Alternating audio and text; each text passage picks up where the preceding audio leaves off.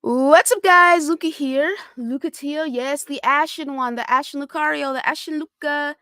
It's me. I'm here with another episode of the show. Today we will be discussing the layoffs, the layoffs and the closures over at Xbox. It's not funny. It's not funny. I'm chuckling because this is like one of those things where all you can really do is kind of shake your head.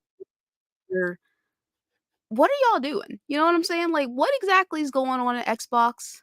I have an idea, and it's not a really pretty one. I think things are looking a little spooky. I'm not gonna lie. Over at Team Xbox, over in the Xbox camp, I think things are only gonna go down from here. From here, that is.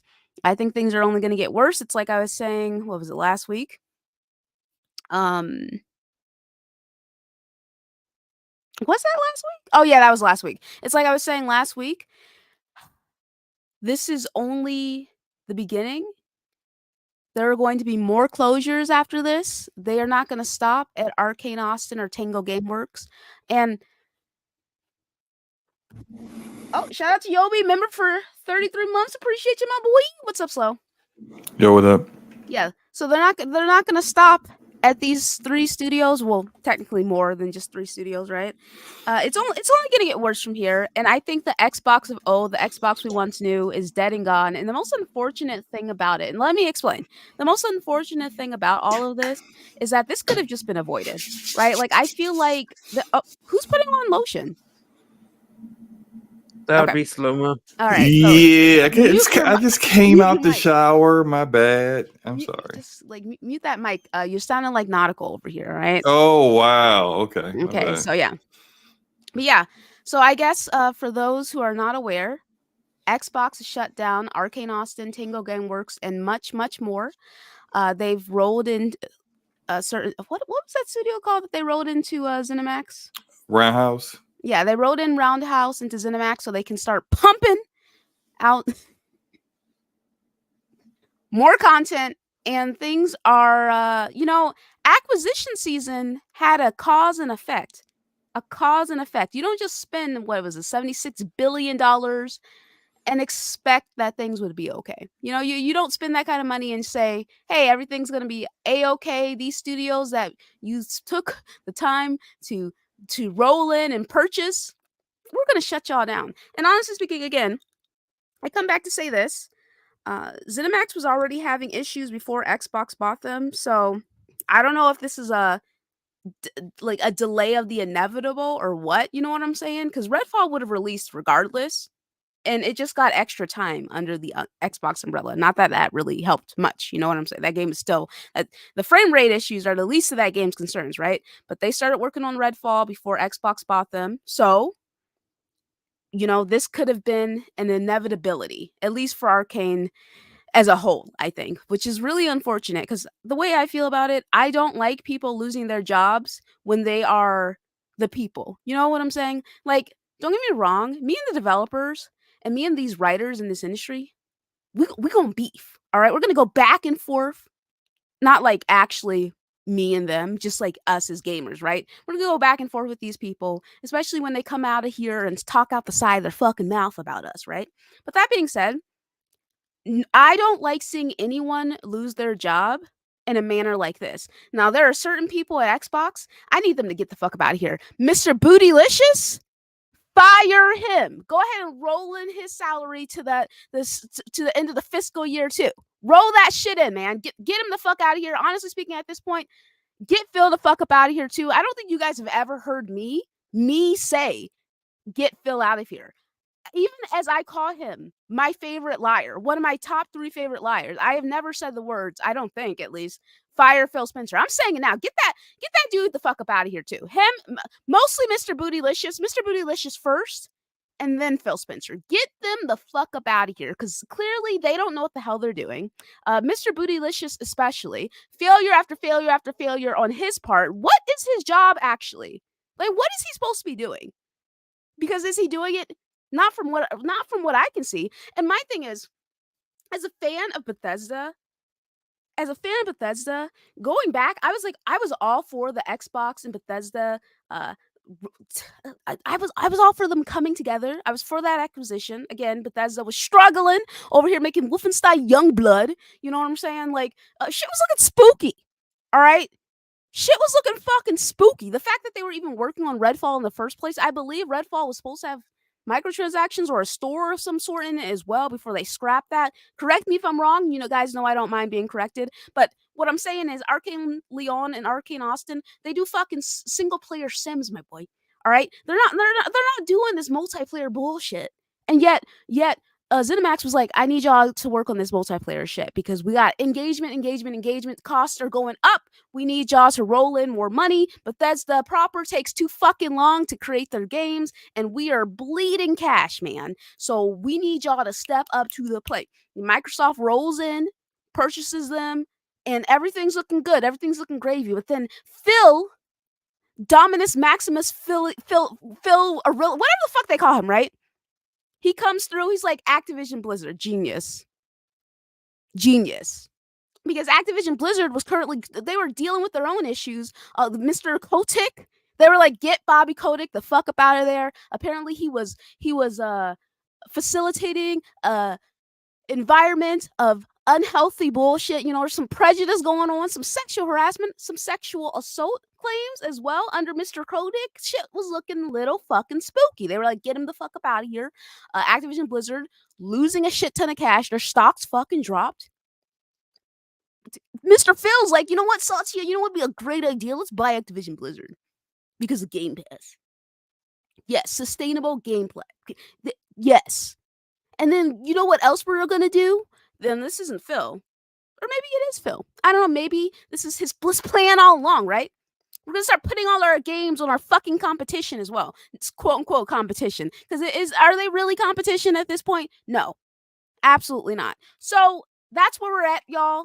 They decided to shut down, and you're shut down, and you're shut down. And then we got like Dinga Bakaba, the head of Microsoft owned Arcane Leon, right? So who was next to Arcane Austin, right? You know, their sister studio, if you will, right? He comes out, he lets the people know, hey, this is fucked up. And then we got some cucks. Got some Mr. Hoag's Law coming out. Hey guys, did you know? I mean, were you aware that if you were to speak out against your boss, you could get in trouble or fired? Like, okay, thank you, Captain Obvious. Wow, what a fucking shocker. What? Okay, cool. Wow. Stupid fucking statement. Stupid fucking statement. Pointless statement. Everyone with half a brain realizes that shit, right? You're not supposed to talk shit about your boss or your company publicly with your actual name linked to it. And your name linked to it, in the job, in your fucking description. Obviously, you're gonna get in trouble for doing that shit. This is highly fucking unusual. No shit. Really. Okay. So, it's been a week. It has been a long week. It's been a long week of back and forths. And honestly speaking, it's been interesting. So, I have Mr. Xbox's trash fucks Xbox singer here. And I got resting Xbox face here. So, what's up, guys? What up? Yeah. It's not good, man. If you are an Xbox fan, I almost feel like a broken record saying this, but like you should probably start to see that the way things were with Xbox is no longer going to be the way things are in the future. No matter what people say, no matter what justification people try to come up with, all the things that you believed in 2 years ago, they're not doing. And now we see the justifications by people of, oh, well, you know, it's a business. It's a business. What was it that y'all were saying back in 2018 when they acquired all these studios? We weren't talking about it's a business. When they acquired ZeniMax Media, were you talking about it's a business? No. When they acquired ABK, you weren't talking about, hey, it's got to be sustainable. Nah, back in 2018, y'all were talking about all the exclusive games y'all were going to get from these talented studios.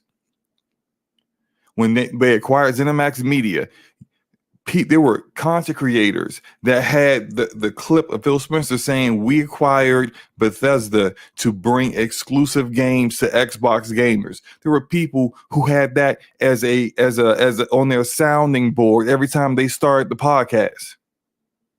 Remember that? When they acquired ABK, y'all were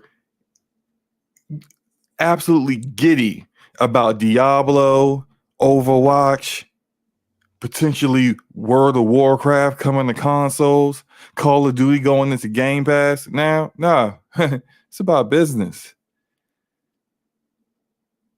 Doesn't matter that these studios make good games. It's about business. You ain't selling, then it must be your fault. Then, even though they told you this is about creative freedom, you can make whatever games you want to make. Don't worry about it. Don't worry about keeping the lights on. We got that. We're Microsoft. Don't worry about that. We're different. Well, maybe they were different before that check bounced. Before Satya said, yeah, we ain't doing that no more. Do I think Phil Spencer's in charge anymore? I do not. I do not think Phil Spencer is the kind of guy that would say those things to those studios and not mean it. But even being the CEO of Microsoft Gaming doesn't give you the ability to stave off the other parts of Microsoft that got more power than you, especially when they spent $70 billion on your side of Microsoft. Now you've got the attention of other people, and they unfortunately don't understand the business that well. I'll make it this kind of analogy, and it's a sports analogy, Lucas, so forgive me. God. But it's pretty, I think even even though it's sports, you'll get it. In sports, when the team is failing, the first thing they do is fire the coach. They bring in the new coach. If that new coach can't get it done, the owner fires the GM and that coach, brings in a whole new team, a whole new front office, that is.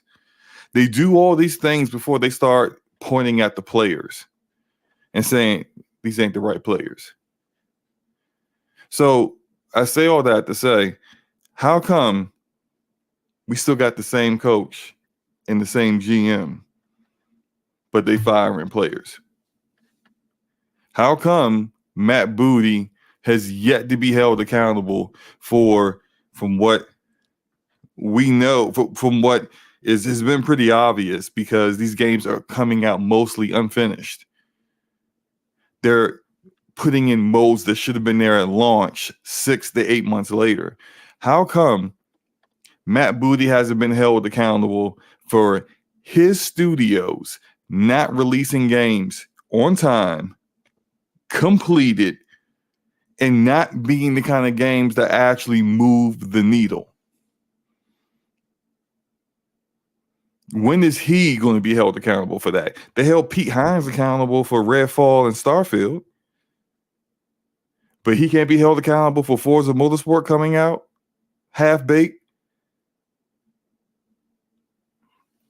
I'm just saying, when is his time finally going to come? I do think it's coming soon. Yeah, they like I need said, to get him the fuck up out of here, dude.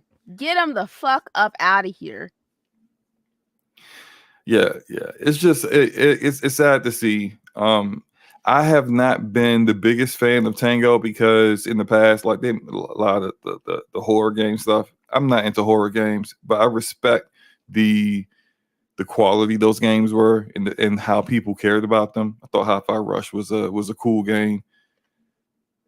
Arcane Austin, Prey, Typhoon Hunter, their pedigree was well known before Redfall. And sure, they lost a lot of people making Redfall. But whose fault is that?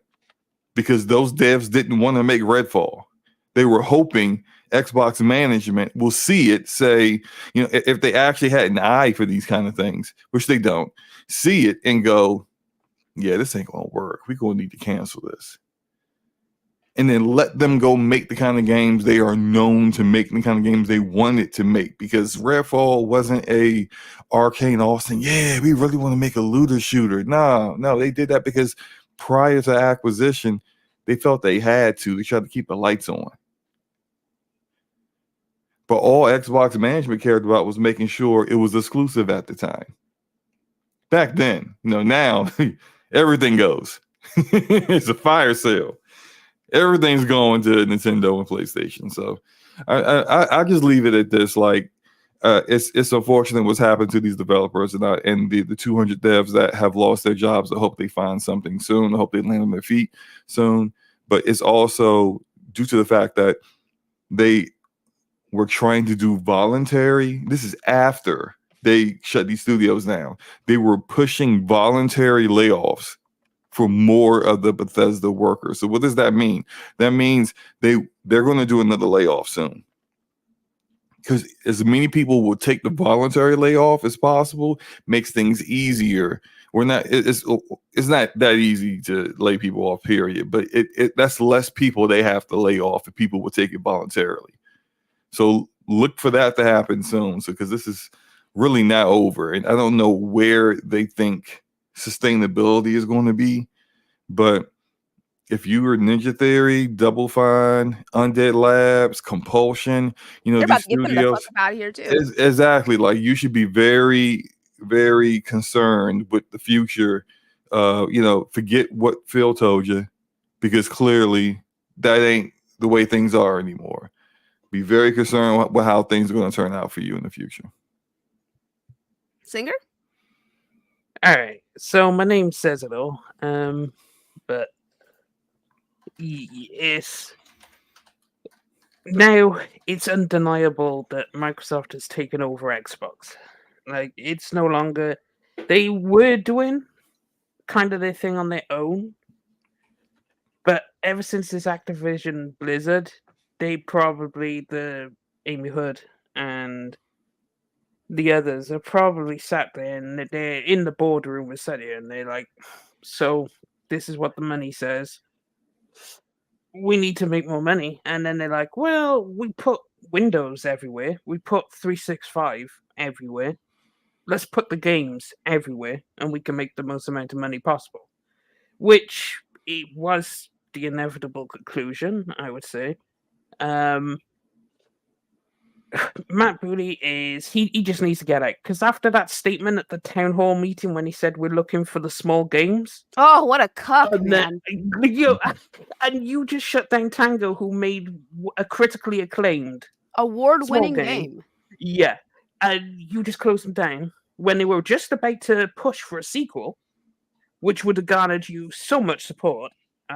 Just tone deaf. And I like Tango's games. Like Evil Within was fine. Ghostwire Tokyo, that was a fun time. But Hi-Fi Rush, that was good. But they were always on the smaller niche games. Like Evil Within never set the world on fire and all that kind of thing. So evidently they saw and was like, yeah, you're not really making the big blockbuster IPs. You get out of here. Which would kind of make sense, because didn't they say they're focusing on the bigger IP? Like the big AAA games now. They did. Yeah. So it would make sense you'd want to work on a Fallout rather than a Hi-Fi Rush 2, even though you just said you wanted small games as well, which then contradicts itself. And then you're like, Arcane Austin, good pedigree. Shut that shit down. They did Redfall. Who cares? Which after Phil Spencer said they would be okay. He did. Like, oh, they'll be perfectly fine. No worries whatsoever. But that was last year, but before the bill came due. The studios I'm not worried about is Playground and Ninja Theory. I don't think they'd close them, because they even gave them money to open a second studio. Nah, they closing them down, brother. Bro, that was before. I don't think they're gonna. Definitely not, because they make Doom, right?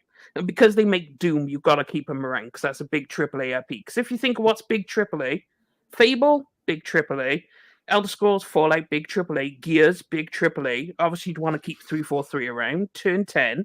Oh. You I don't know. Turn 10 is you got Playground. Yeah, but Playground They're working on the horizon. I think they want both of them around still. I don't think they want to get rid of one of the franchises, even though they Forza could. Motorsport didn't do very well.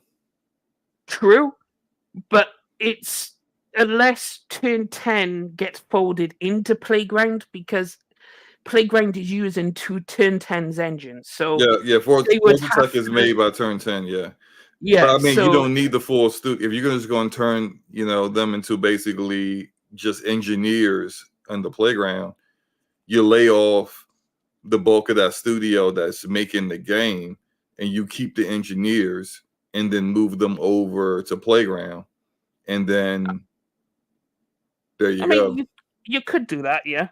The studios I am incredibly worried about is Double Fine, very creative, but let's be real. Well, I think you'd get more of an industry because what's his name? Who's the head of Double Fine? Tim Schafer. He's Yeah. loved in the industry. I don't think they'd want the industry blowback from getting rid of someone like Tim Schafer. I don't think Sing they it. care. I'm gonna keep it They a do stack. not care. They don't care, You brother. really think they? Okay, They don't I fucking mean, care. I think the people who are making these decisions is Satya Nadella and CFO Amy Hood. Do you think Tim either of Stewart as them well. know who Tim Schafer is and what that studio has done? They're not That is gamers. very true. They will likely shut down Double Fine, and then after shutting them down and seeing the backlash, go, "Oh, I didn't know people cared that much about them." Oh, One studio that is getting the fuck out of here is Initiative, though. They're done. The writing's on the wall for Initiative. Because not only are you struggling with Perfect Dark, but it's probably going to be shit when it comes out. So you could kiss the Initiative goodbye. That's going. Good night, sweet prince. It's over. Yeah. I'm gonna keep it a stack with you, brother. I'm looking at 343 kind of shaky too, man. I'm not gonna hold The you, thing man. is, unless they force it to make Halo, it's you have to kind of who's going to make Halo, because they're going to want to keep Halo around, right? Because it fits their big AAA thing, right? But who you going to get to make it? And that's the issue you run into. So you kind of need to keep them around, because who else is going to make the game, right? And clearly they don't mind what 343 is doing, because they let Halo Infinite release in the State of Dead, right? So clearly they don't mind. 343 also- doing a that was fantastic back job. then, man. Yeah, 343 also isn't like after Pierre Heinz took over and they fired Bonnie Ross. Remember they did layoffs last year with 343. That studio is way smaller than it used to be. It used to be like a 500 dev studio. They're like a third of that now. They don't have any staff around that were doing like working on the campaigns before. The only people who are there are people who are working on the multiplayer and people who are managing the support studios who are working on the multiplayer, like certain Infinity. So like 343 isn't, and plus also they got that thing going with 343 where half of them are contractors, which is part of the problem to begin with. So they're not like, that's not a operation that is costing a lot of money at this moment, even though the development of Halo Infinite, the cost on that was catastrophic compared to how much it actually made. But I don't think 343 is in trouble. But then again, it's like all these games that are coming up in the future will be on PlayStation anyway. So you're not just selling. It won't be like Halo Infinite would just. The next Halo will be sold to PlayStation, PC, and Xbox. So you would make a greater return anyway, unlike Infinite, which was only available on PC and Xbox. So because that's their strategy going forward, so all the games will be on there anyway, you could probably balance the books a bit on what 343 is doing. So I think they're safe. All that to say is, though, Matt Booty needs to go. Get him the fuck Aaron out. Greenberg needs to go. Get him the fuck up out of here. Phil Spencer needs to go. Right? Get him out of here. You need to give it over to someone else, because you corrected the ship, but you're not the right person to lead Xbox into the future. Yeah. And before you go, but yeah. So what's up, Saber? One of my favorite hardcore ponies. What's up, Dan, Blue Moon, Tom, Delta, Lionel. Shout out to Kai CNET, right? 2D, Vex, Leaky, Blade X Cleanser, Yobi. Yeah, I saw the Metro. Did you see the Metro grooming shit, Yobi? Did you see that shit, my boy? Shit's looking spooky up in that camp. What's up, Blue Moon? What's up, Iman? What's up, Jackie? What's up, Miko? What's up, guys? How are y'all doing? Saw Gaz earlier. What's up, baby? What's up, Arcade? What's up, Mr. Glass? What's up, King Metrotron? Hope you're doing okay, buddy. Hope things are all well. What's up, Blessed? How are y'all doing? What's up, Nola? What's up, y'all? How are y'all doing today? Karan, how's it going, buddy? What's up, guys? I hope y'all are doing well. What's up, PS Rewind? Yeah, Kai's doing the best he can. And that's all we can really say. But yeah, get these motherfuckers the fuck up out of here, brother. Get them out of here, man. The next head of Xbox is going to be someone from the top brass at Microsoft. It's not going to be anything to do with gaming. Yep. And he's going to come in and think 100% business. He's not going to think about the creative side. And Microsoft will force Xbox to become profitable. And they will do whatever they have to, cut whatever. It doesn't matter what they have to do. They will make that, because now Microsoft is stepping in going, okay, you had your chance. You fucked up in 2013. You fucked up again in this generation. You ain't fucking up anymore. All now right, we just spent 70 billion. So wait. So what's up, Yellow Flash, Scorpion, Brandino, Smooth Cannon? Yeah, go ahead, Slow. Yeah, and that's not going to help, because the people that are making these decisions now, they don't understand entertainment. As I said before, these are people who have made their bones and have been really successful in productivity industries. Like, you don't need to market Microsoft Office at this point. Everyone needs it for work, so everyone has it. So it sells, like all by itself. You just gotta make sure the product is good, period, and it sells.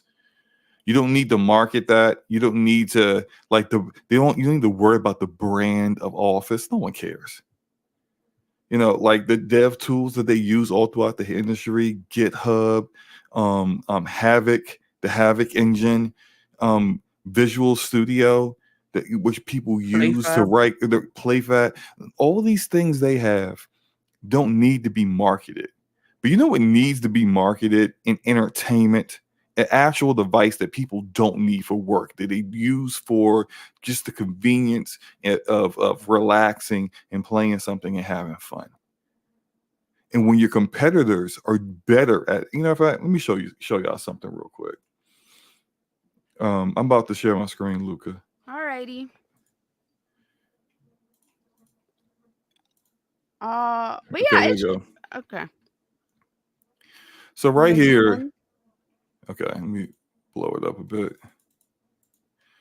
Right here, it talks about how this is for the last fiscal year. Xbox advertising spend under $100 million they spent in advertising. This is actually advertised. Exactly. This is an increase.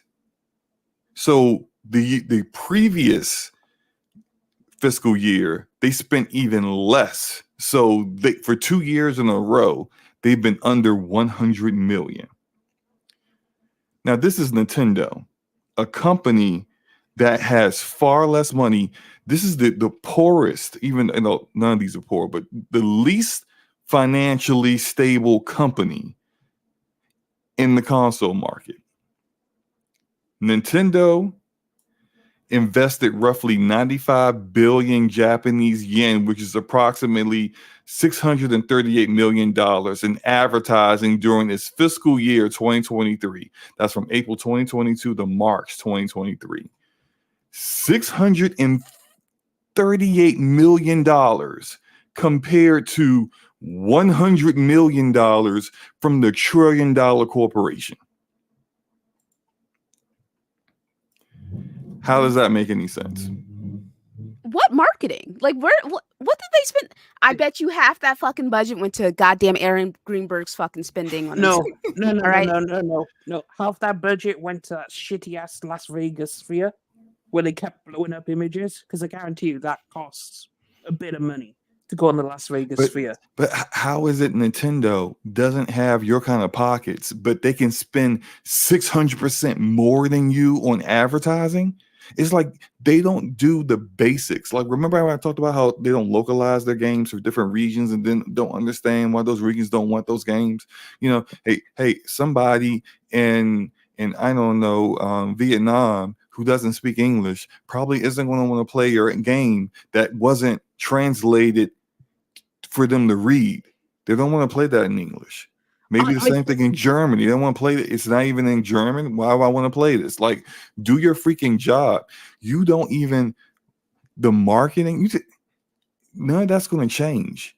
When they get new people in, none of that stuff is going to. If you don't spend the money, you're not going to make money. If you want to make a Fallout game sooner than the regular cadence that Bethesda Game Studios was on, then why don't you open a new studio for specifically for Fallout under Bethesda instead of shutting down 4 studios?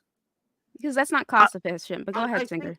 The thing with Nintendo is Nintendo's actually really smart, really fucking intelligent, because their games don't cost a lot of money. Like, I would imagine Zelda cost half the price of Horizon Forbidden West, but it sold 3 times the amount.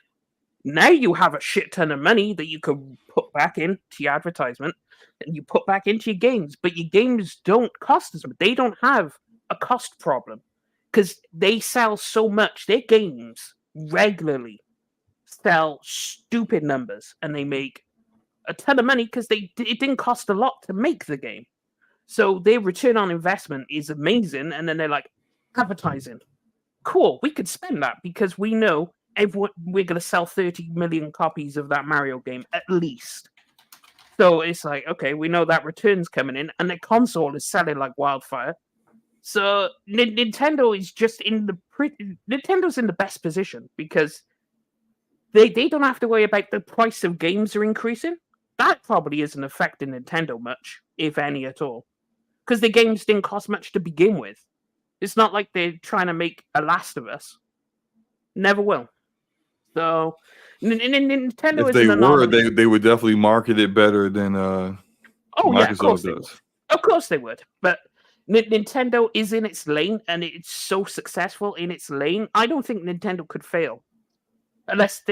Even if they make another Wii U, I don't think they can, because they'll just make a Switch 2. And the Switch 2 will just do what the Switch 1 did. So, yeah. Nintendo's sat pretty. So, all right. So, Arcane Austin and Tango being shut down is the biggest letdown from the Microsoft acquisitions, right? Ugh, I can't believe they bought these studios just to shut them down. I can't get over that, man. But Arcane Austin and Tango being shut down. So, this is written by Anthony Panicazio, level design team lead on Splinter Cell Remake at Ubisoft Toronto on LinkedIn.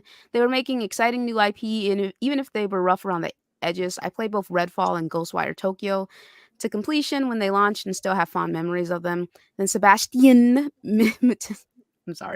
Mitten, a co-creative director at Arcane Lyon, called the closures a very, very bad wake-up call. A thought for our brothers and sisters in Texas, Canada, and Japan who are going through a very difficult time. Our hearts go out to all of you in this terrible ordeal. Adam Boyce, co-CEO of Iron Galaxy Studios and former PlayStation exec, didn't comment on the closures directly, but did share a screenshot of a GeekWire article from April 25th, 2024, which showed Microsoft posted a 17% increase in revenue and $21.9 billion in profits in its latest financial earnings reports.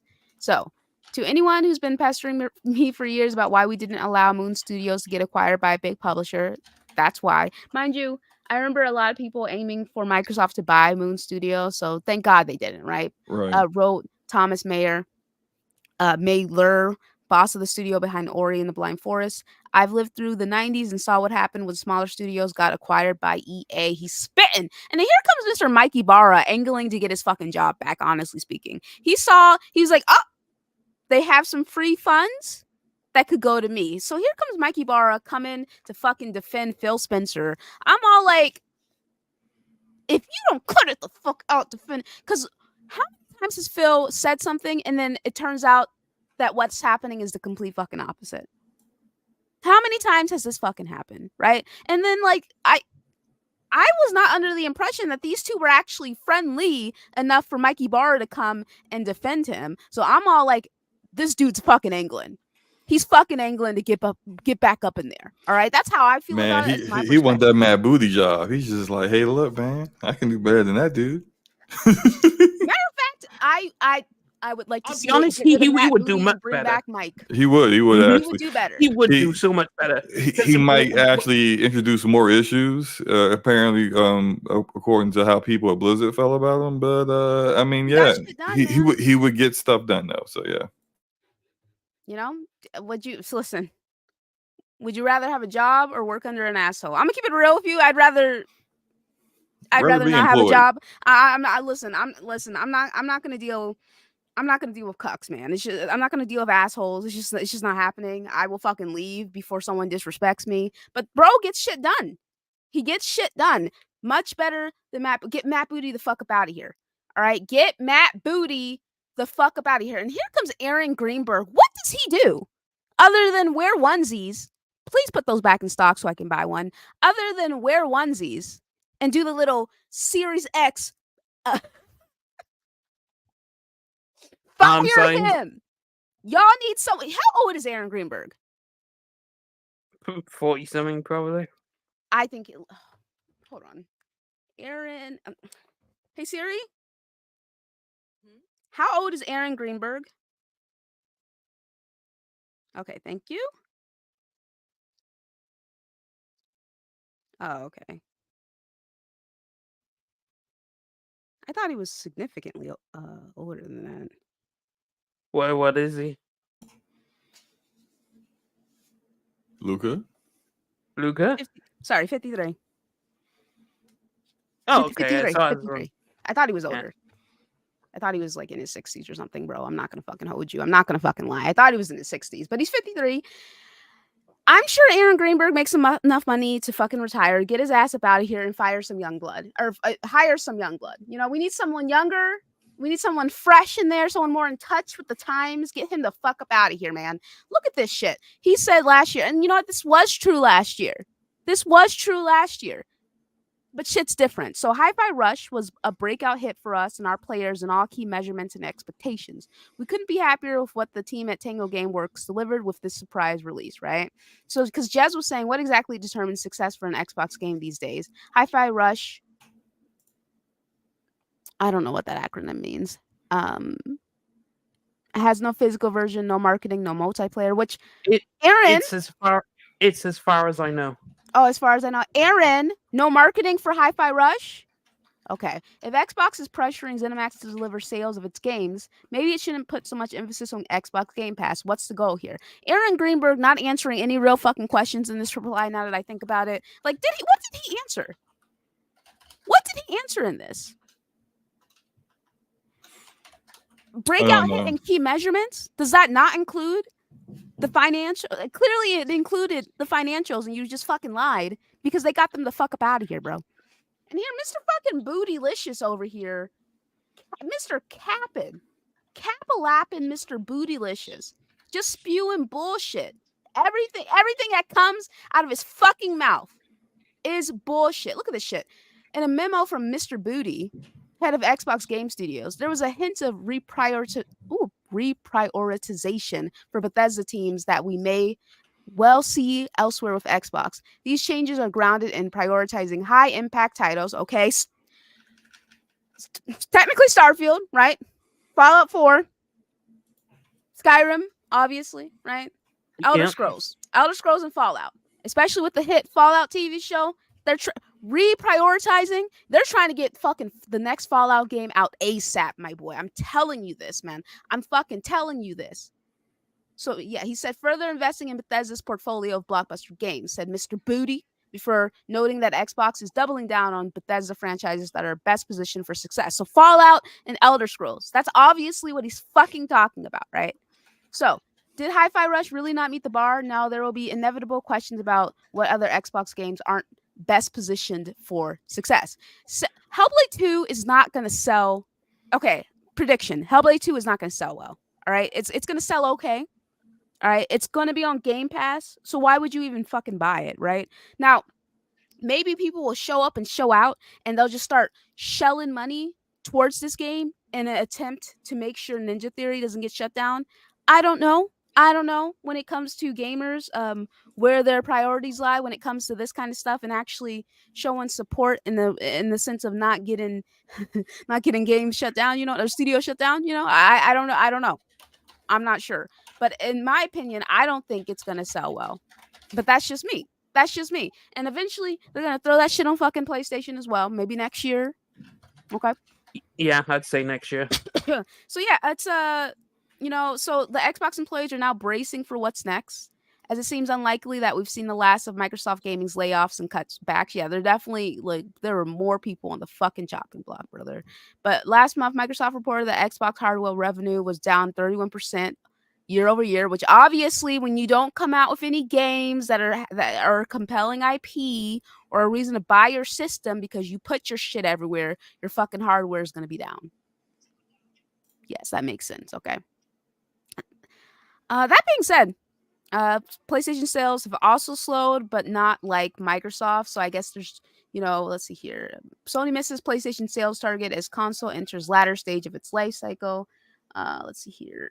They now expect to sell 21 million, down from the previous 25 million. Yeah, so sales are looking a little fucking spooky all around, but more so with Xbox at this point because again, there's like no fucking reason to have an Xbox unless you just are a console gamer who wants to play on consoles. Like the Xbox. Oh, I just want to. Anyway,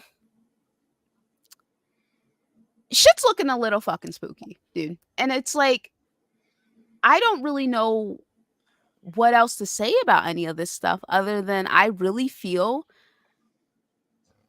for these developers, right? Let me go ahead and show what Dinga had to say. All right. So Dinga says this is absolutely terrible. Permission to be human. To any executive reading this, friendly reminder that video games are an entertainment/cultural industry, and your business as a corporation is to take care of your artists/entertainers and help them create value for you. Don't throw us in a gold fever gambits. Don't use us as strawmen for miscalculations and blind spots. Don't make our work environment Darwinist jungles. You say we make you proud when we make a good game. Make us proud when times are tough. We know you can. We've seen it before. For now, great teams are sunsetting before our eyes again, and it's fucking gut stab. Leon is safe, but please be tactful and discerning about all this, and respect affected folks' voice and leave it room to be heard. It's their story to tell, their feelings to express. Guess who didn't do that? What's his name? Stein? Is that his name? Mm-hmm. Stein. Stein Yep. was looking a little spooky this week, I've heard. Slow-mo. Mm-hmm. Yeah. Okay, looking a little suspicious. Not respecting or being tactful or discerning about people's feelings, that is. Yeah, apparently Stein, senior social media manager at Xbox, had felt attacked because people were calling them out for justifiably having very terrible marketing for their only, so far, first-party game to come out this year, and a game that's been in development for 6 years, a game that they first showed when they first showed their Xbox Series X. He decided to tweet a meme of Homelander with blood all over him, like he's like had a rough week. Well, Stein, who's really been having a rough week, Stein? The 200 people that your company just laid off, they're having an even worse week. Maybe a little tack and a little perspective might help you empathy, out there. A little empathy. He's literally said nothing on his timeline about the layoffs, and he's been very active, unlike Sarah, Matt, and Matt Booty hasn't actually tweeted anything else since 2019, so that's no shock that he's not saying anything. But Phil has gone radio silent. Here's Stein out here, Mr. Social Media Manager, who doesn't understand how social media works. You do know those tweets are free. You guys can tweet about Hellblade 2 all you want. It's not going to cost you anything. Because we know you have like the worst budget for advertising out of all the platforms. You should be utilizing the free ones as much as freaking possible. But anyway, yeah, this guy's just acting like, because people jumped down this throat, because on the same day that all these layoffs were announced, he's tweeting out hashtag Xbox Showcase, travel has been booked. What are you doing, man? How about you save that tweet for like tomorrow? Give it like a week or or next two. week or something. Yeah, because we don't need to know you booked your travel plans, because you still have a job, for something that's not happening for an entire month.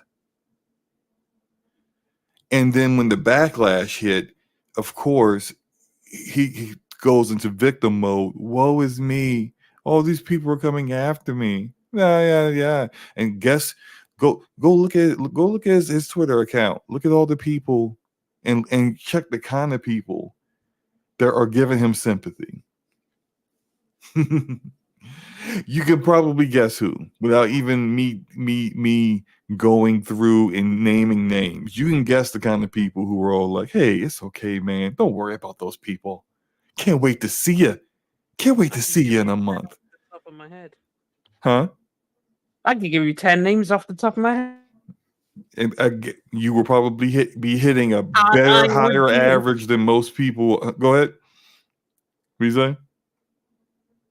Oh no, I was Singer? disagreeing. I could name you 10. And I Yeah. guarantee you they'd hit. Yeah. You'd look on it and be like, yeah, because I could easily think of 10.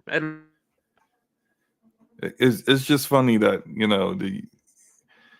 when people get justifiably called out, there are always those in this community who don't keep that same energy when it comes to accountability and stuff like that. But hey, Accountability doesn't exist in these people's fucking vocabulary because they've never been held accountable in their fucking life. At least they act like that. Like, again, it's just having a little professionalism, a little bit of tact. And I hate that fucking I'm a victim shit. Like, especially if you're getting rightful critique, 100%.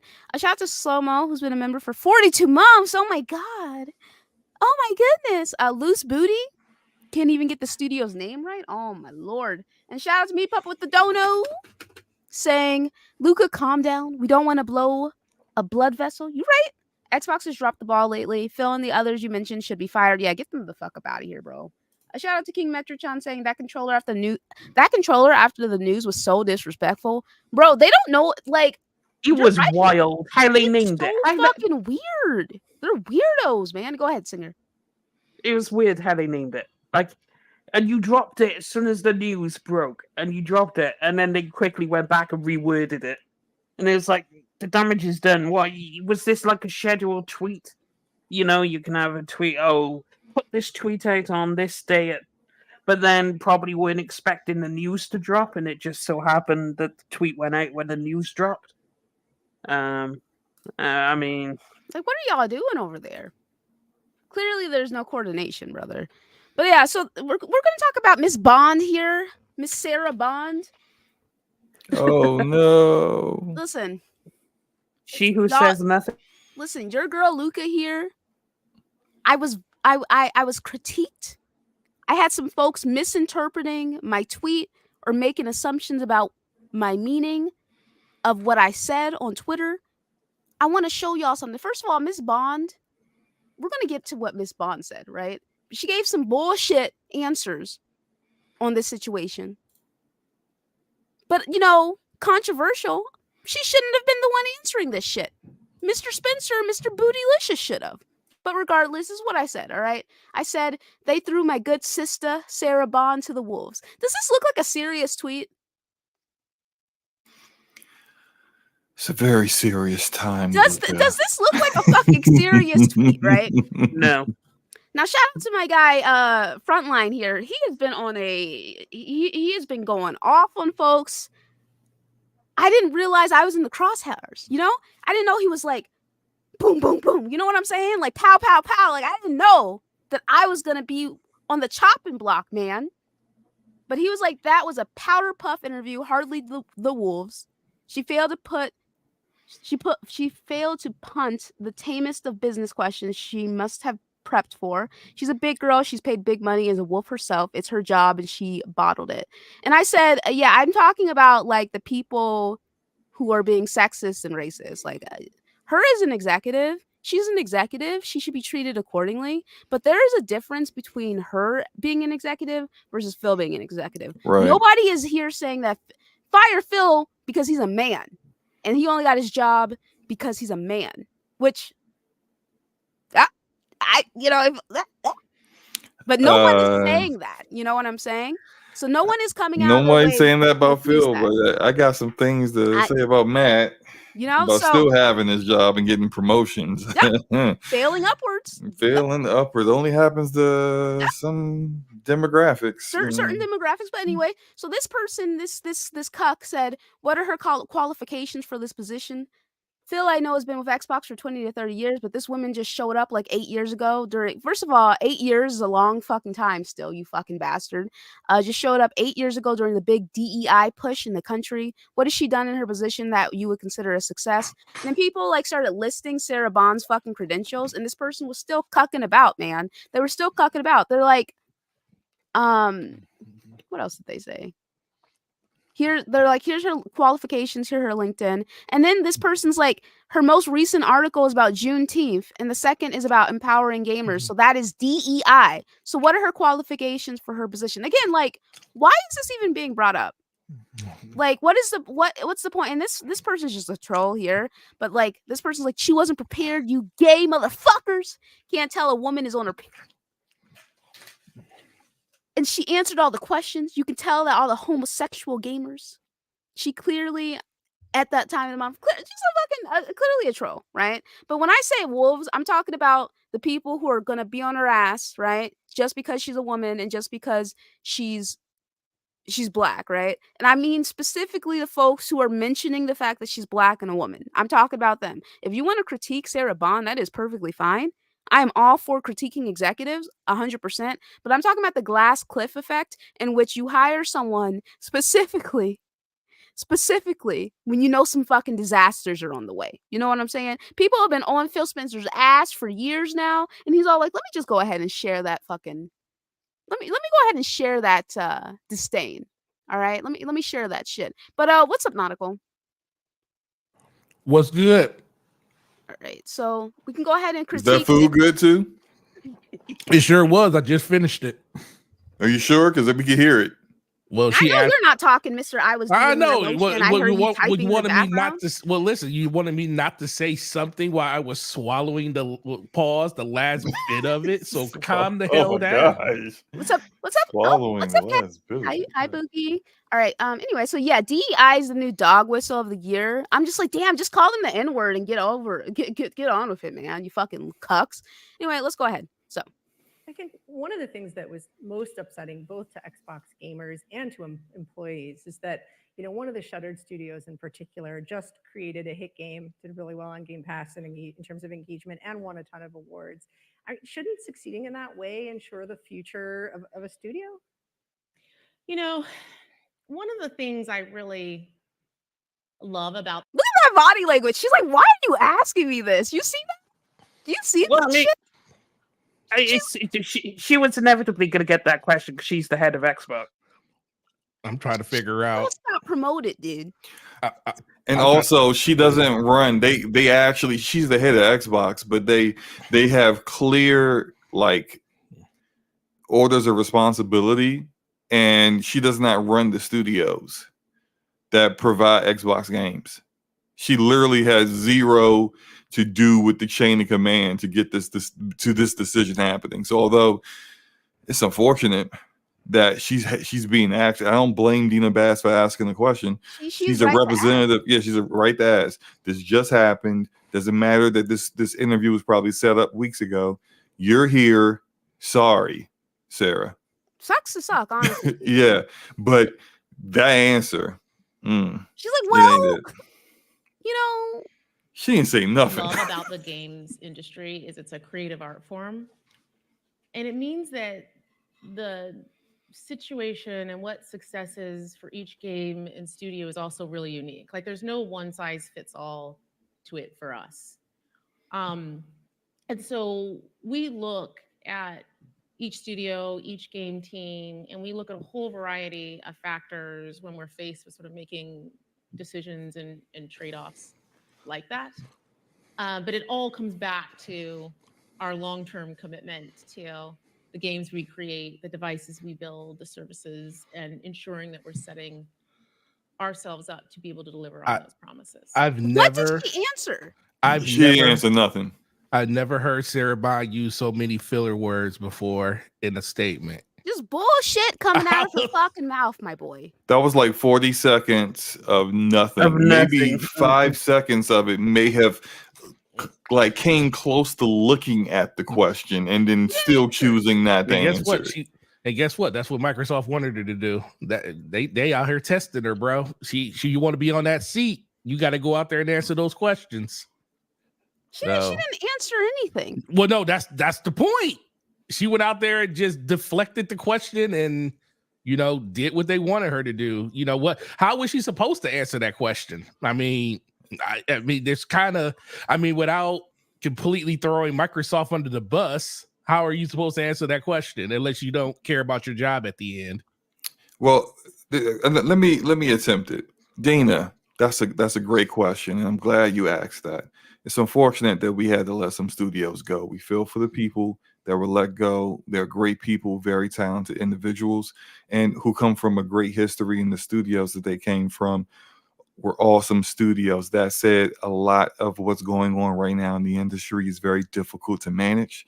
We want our studios to make sure that they're doing their very best and giving the very best quality in all their games, and they have done that. But unfortunately, some things happen that are beyond their control. That still doesn't answer the question on how it did answer the question. No, it doesn't. Still doesn't answer the question to the point where this studio literally did everything that they were supposed to do, as in selling a game, especially when you got Matt Booty out here telling people in town hall meetings that, hey, we want games like this on our platform, and then a studio that literally gave you a game like that won awards and everything for you. Also, follow-up question, Mr. Mo, if you could answer this. Mhm. I hear what you're saying. Thank you. Do you think that if you guys hadn't spent almost $80 billion on Activision Blizzard, that you could have retained these studios? Well, that is also a very interesting question, Miss TheAshenLuca. My answer for that is I didn't make these decisions. Oh, okay. So I don't even know why I'm here answering these questions. Frankly, I'm a little upset that they even did this bullshit.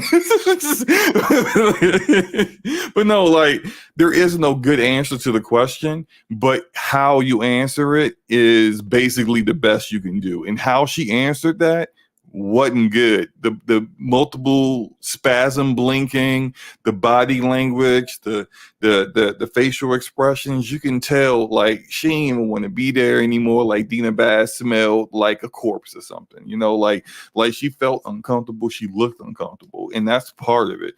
When Phil Spencer is in that position, Phil, like what I said, and look, I'm not saying my answer. Forte is right. I didn't really answer the question.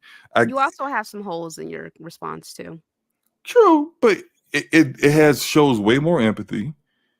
And then at the end of it, the reason why I said what I said is that if for her, she can't tell the truth about why it happened, because telling the truth is probably going to get her fired.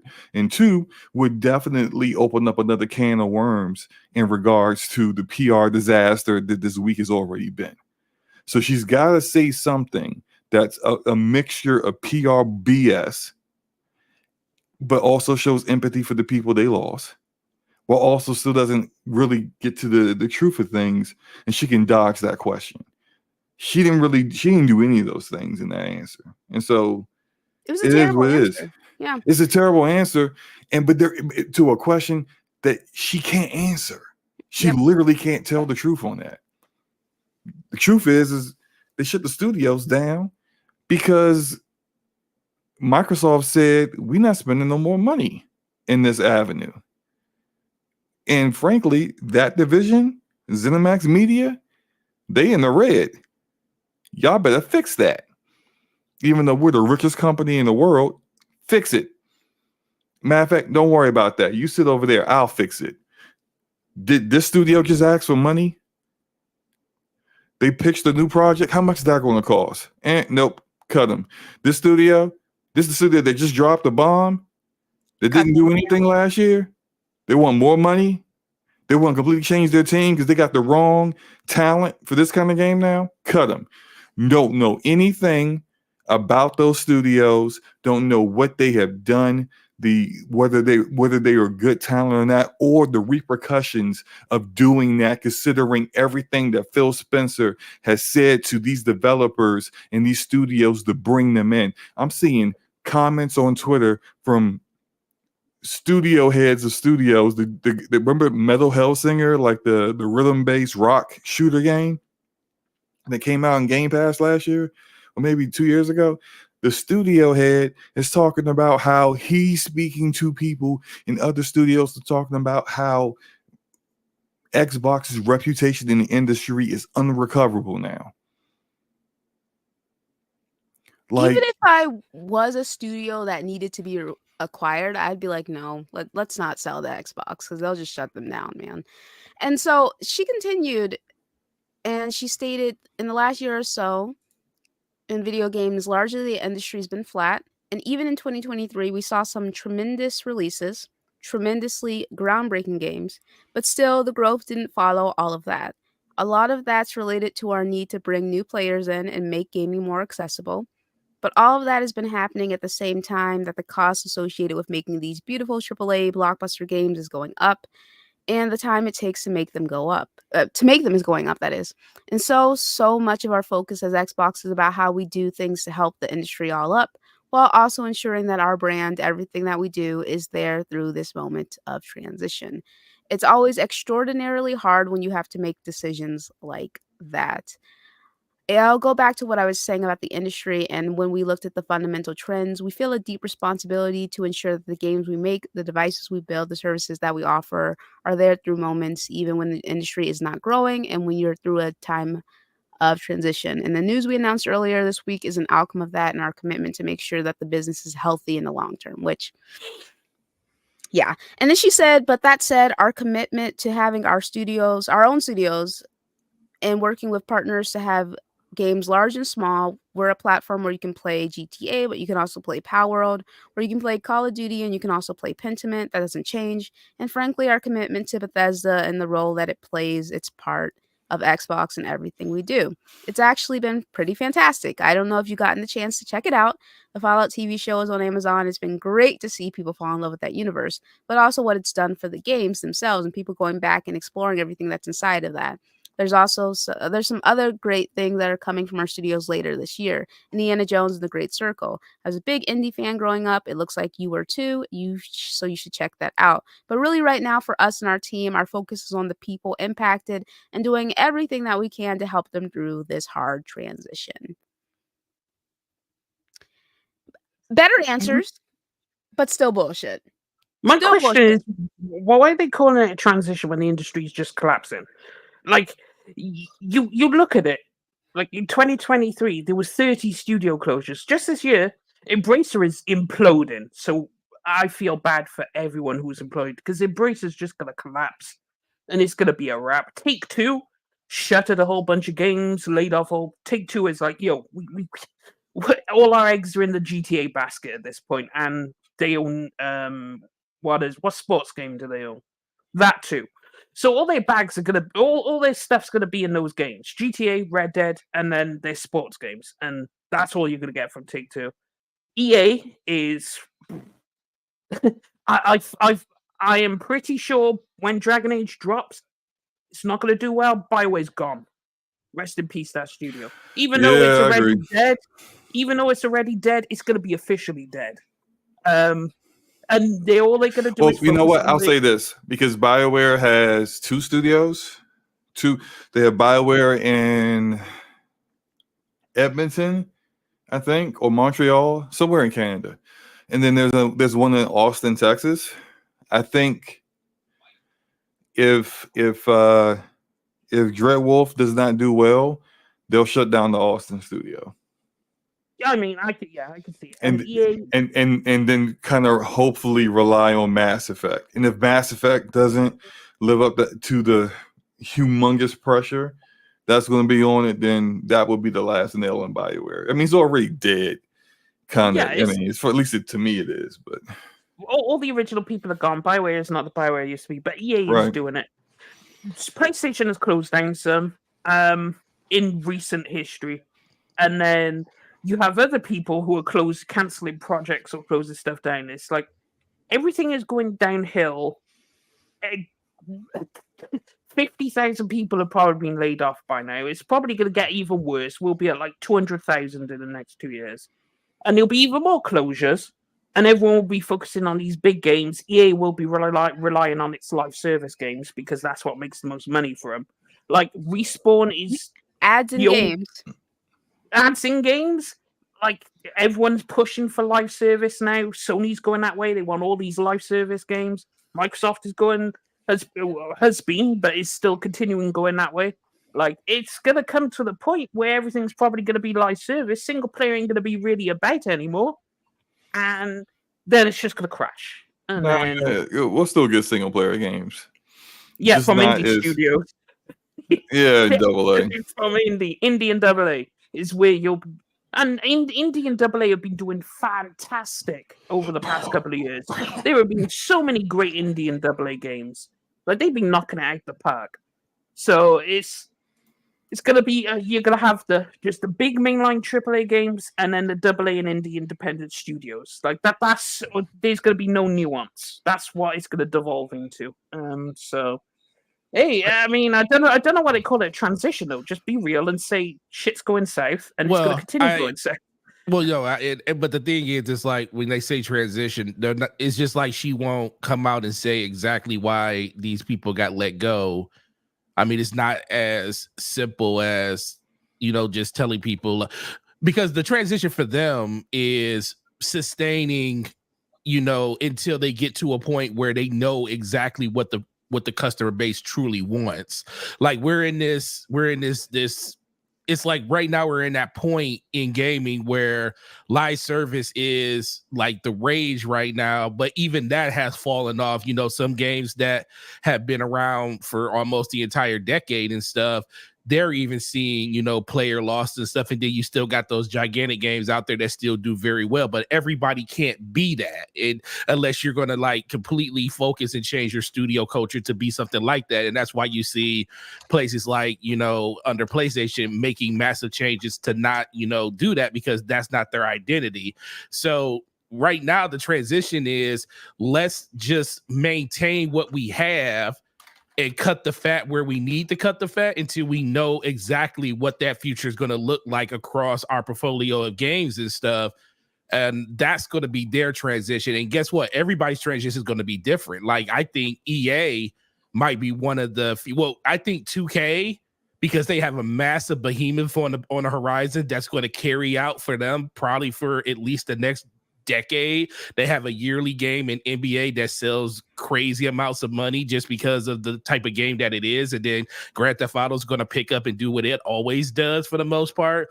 And then, like you said, with EA, they have all their sports franchises that really comes through. And then they still have a couple of licensed games in the works that's going to kind of help them balance that out. But they also have IPs that's going to, like me and Slobo talked about the other day, Battlefield, I think that's on its last chance. They put all of their eggs into the basket with all these developers going to be working on the next one.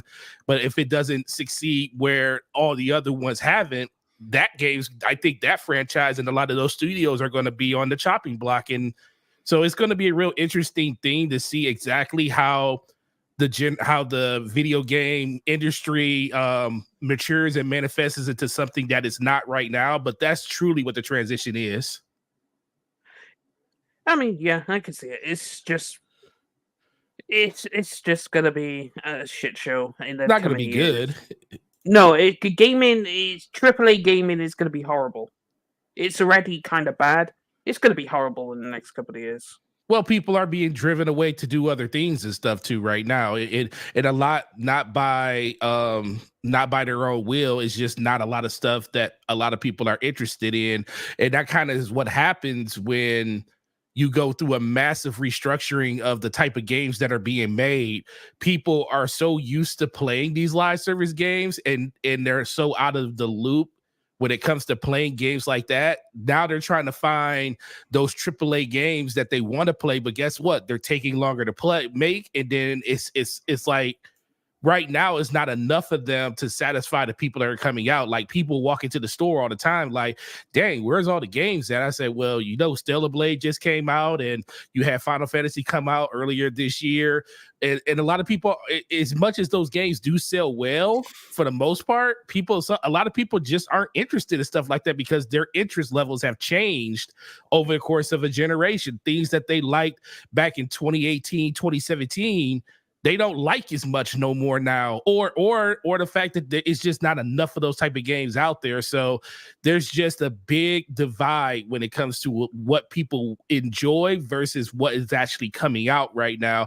And I always look at Slow-Mo as the litmus for them, because he always talks about it like, Slow-Mo, this is like the year that you beat the least amount of games up to this year that you have in recent memory. Like you've been playing a lot of the same stuff, but you haven't beat, like, even last year was lower for you, but you're even lower right now because guess what? You're playing a lot of the same games, and games that you were interested in haven't kind of lived up to what you wanted to. So it's like you're spending less money and you're beating less games than you have over the course of the last 5 years. This is true. I have only beat 4 games this year so far.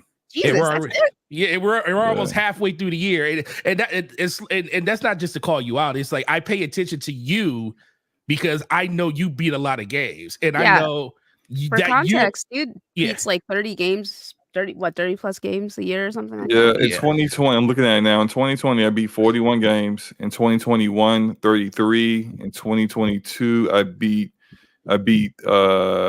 30, and I beat 30 in last year. Yeah, we're almost halfway through the year, buddy boy. What's going? I mean, we just beat that Remnant 2 5-minute DLC together. I can't count that. Oh, okay. Man. Oh, okay. Yeah, if he did count it, it's still only 5. All right. So shout out to Corey Howe with the big dodo. Appreciate you, my boy, saying I'm late. My bad. What's good, y'all? What's good, baby? Shout out to Rano with the big dodo saying Embracer Group, Sony, Microsoft all thought buying was the play. Looks like being an indie is safe. It depends on what indie you are. I mean, at the moment, it depends. Also, to Slow-Mo's point, I ain't beat that many games either because there isn't that much to actually play. And then to Forte's point, there is a divide now, though, because yes, there's AAA games coming out, but how many of them are actually quality?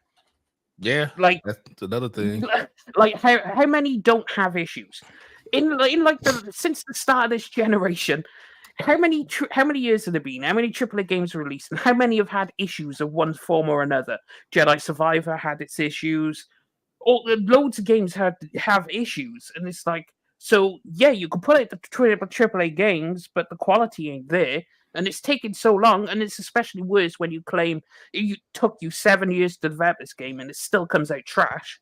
It's like clearly you needed 20 years to actually fix the game. 20 years. It's just going to get worse because you could, as someone said in the chat, there's been plenty of games, sure, but how many of them have actually been quality games? Like few and far between.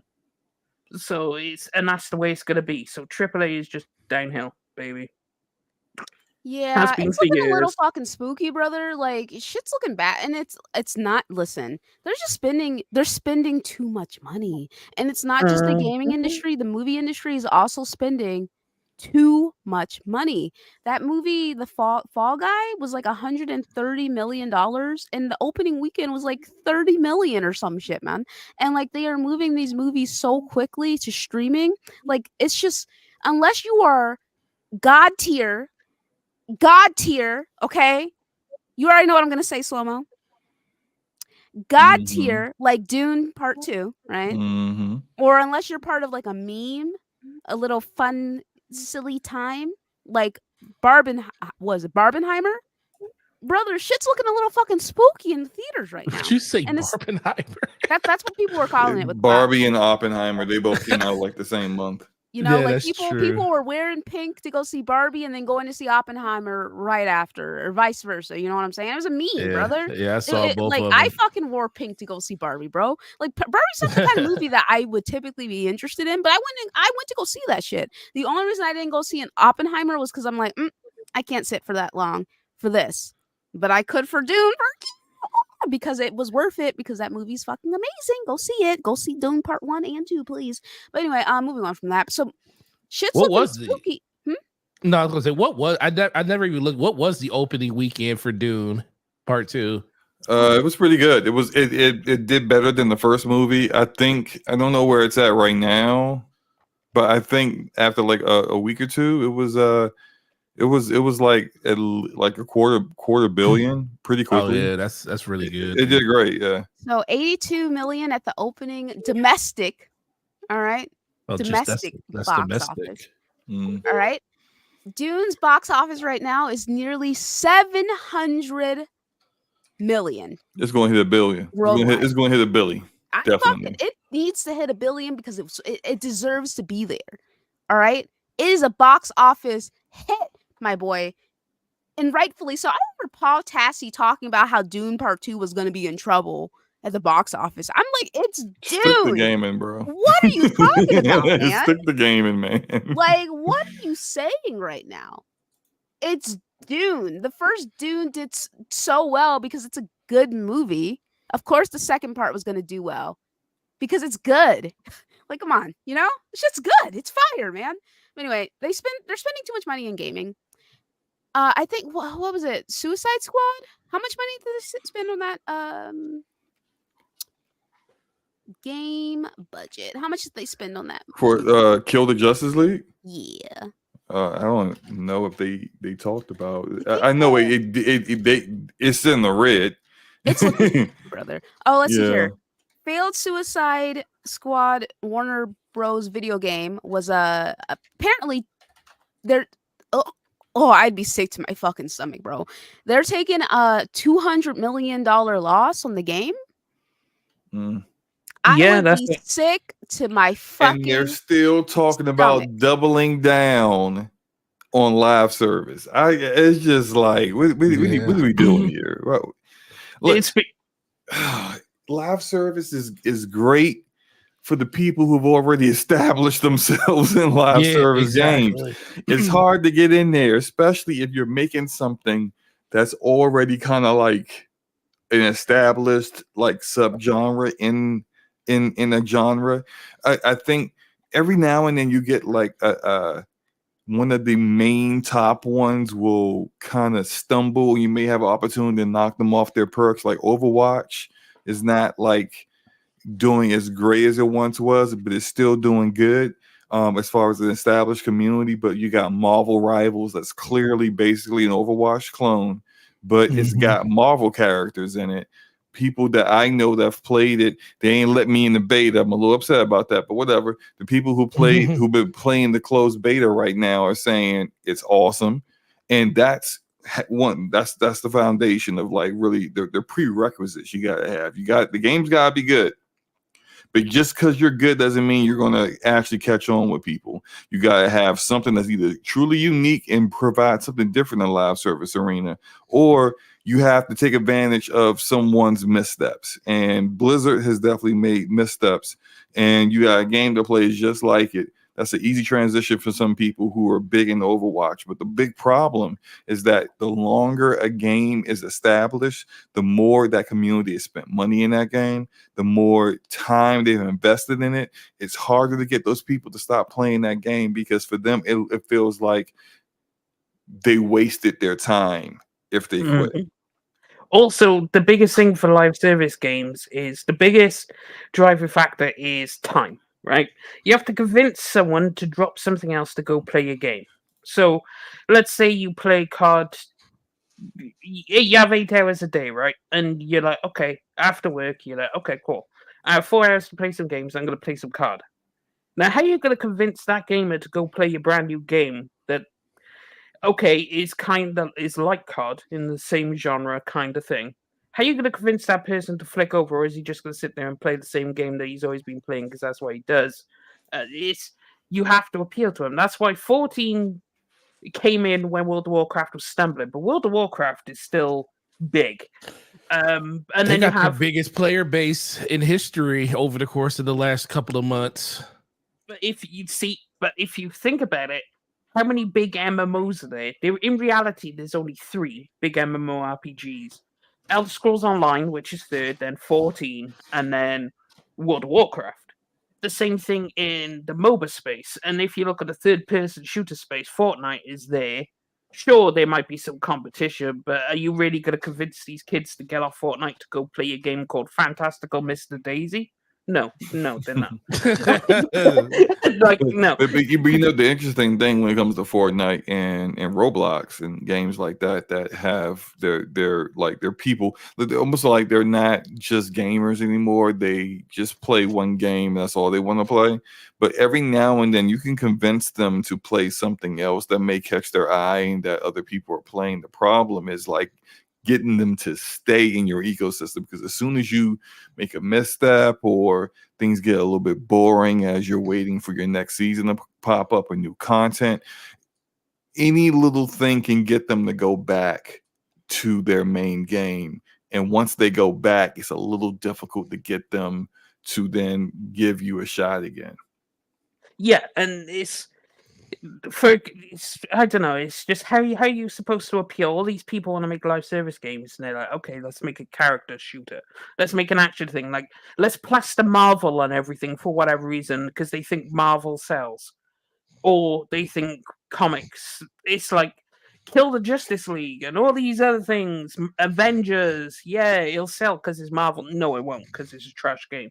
But so they need to stop doing these license deals unless they're actually going to make a good game which is unique. Like, for example, League of Legends. It's 150 million players a month, all worldwide. I mean, they've made plenty of missteps, but no one even comes close because the game has been around for 10 years. It's over. It's the #1 played game in Korea, which is huge in the PC bongs.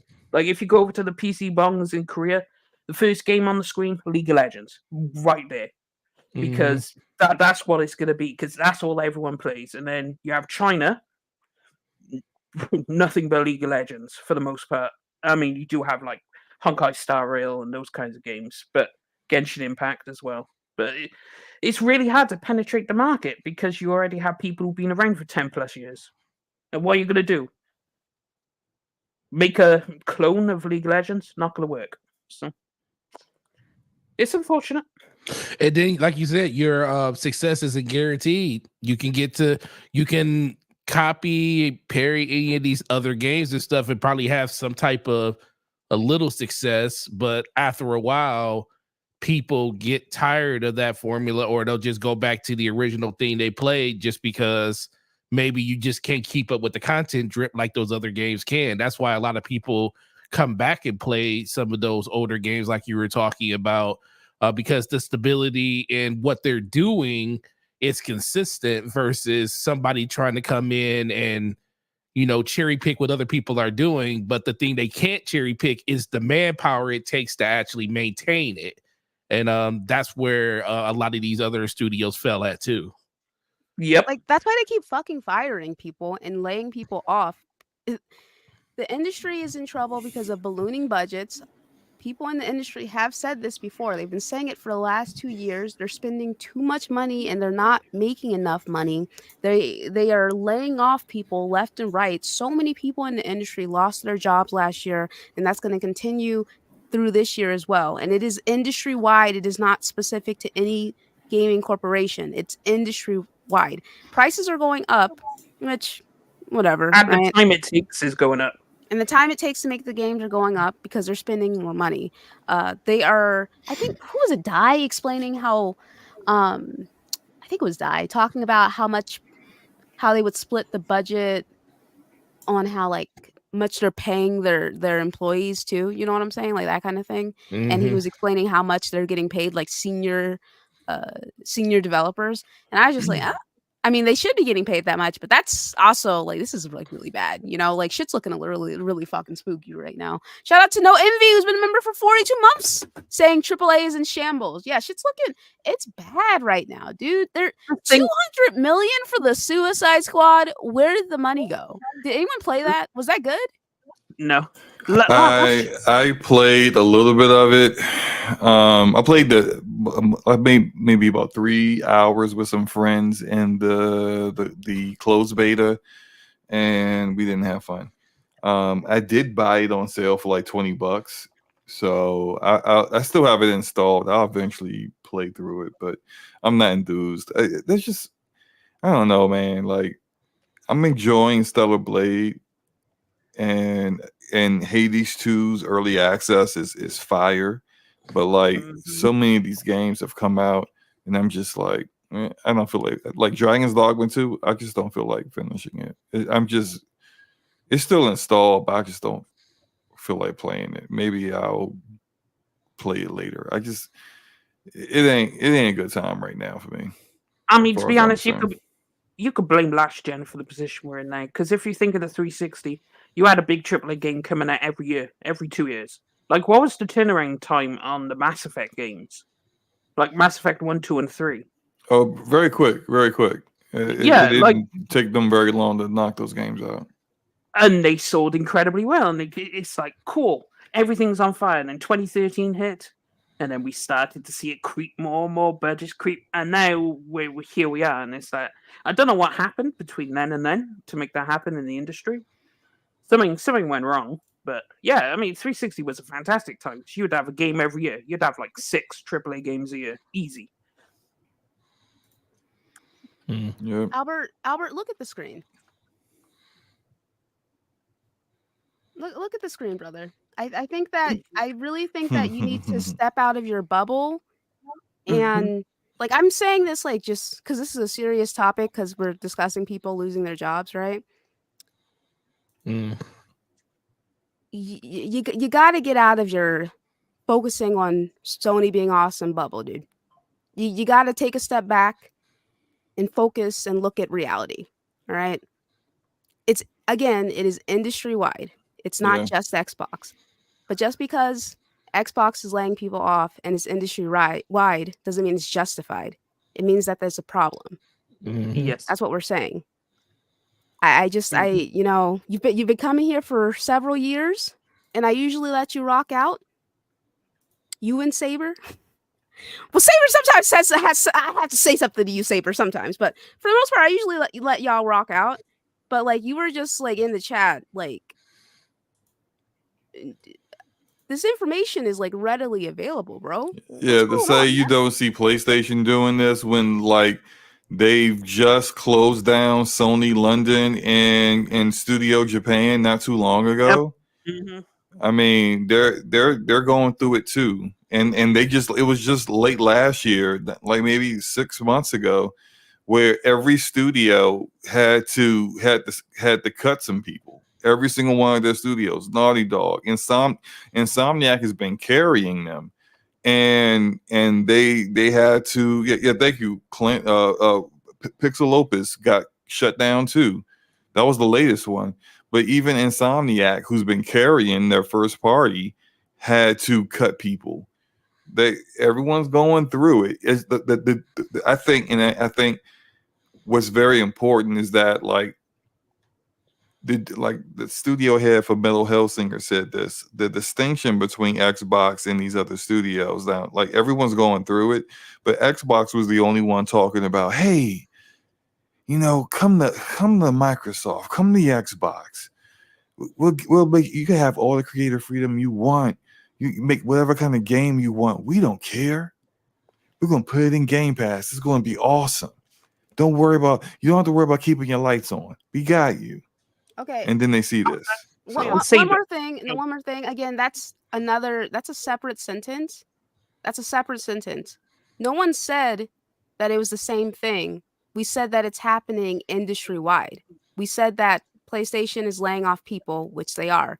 We didn't say that PlayStation is laying off people to the same degree as Xbox. Yeah. Now, y'all are really close.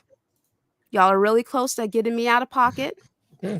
I've had to bite my tongue multiple times because I'm, you know, again, you guys have been coming here for years, and usually I just let you rock out with your delusions. But, you know, today you are starting to piss me off because you continuously misinterpret what I'm saying.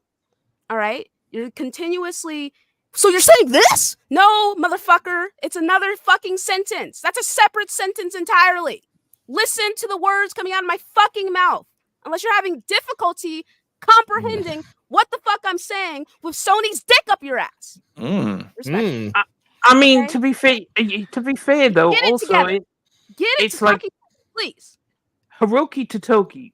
He is now currently in charge. He told you they're great creatives. They don't know shit about business. To Bungie, right? This guy, and he said he's looking at the financials of Sony.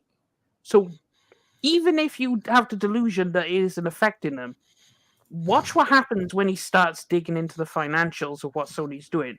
You're going to see a turnaround in Sony because Hiroki isn't Jim Ryan, isn't these people. He is the second in command at Sony proper. So he's going to make sure those books are looking right. And so it's affecting everyone. I just want to say that, Luca, that's why I went off last week, because people were in the chat were misrepresenting things I was saying. Oh, so you're saying this, and it's just like, bruh, I was being pretty clear on what I was saying. Now you're trying to move the goalposts on me. Like, are you dumb or what? You know? So like, yeah. My only issue with you doing that was it was because you were talking to these motherfuckers. I have never seen them before in my fucking life. They clearly came just to troll, so I was like, no, just ignore them. These fucking Saber and Albert come every single fucking week, and do I not let them rock out with their fucking delusions every week? I say nothing. I'm like, yeah, you guys are fucking delusional, but I don't say anything. And now you're coming into my chat and being like, you said this. Oh, you're wrong. You already know that I don't like when people do that. Albert's all like, oh, you're taking it personally. Yes, I'm taking it personally. It's annoying. Yes, it is annoying. How do you feel? And what now? So what now? How are we gonna, like, what's up? What? Okay, yeah, it's I'm a girl, dude. I can fucking say shit bothers me and it not be a fucking problem. I'm not some machismo fucking puffing my chest out, swinging my cock around motherfucker. I can say that something you're doing is bothering me without it being a fucking problem. So, yeah, because I was like, bro, come on, man, relax, you know? But anyway. So yeah, my only issue, Slomo, was that it was like fucking randoms that we've never seen before. Clearly, they're just here to cuck about, right? But since we got fucking Albert, Saber, you're fine, actually. It's whatever. But fucking Albert is the one that's just like, okay, it's just not this week, brother. Not this fucking week. All right. Oh, good grief, Lionel. Come on, man.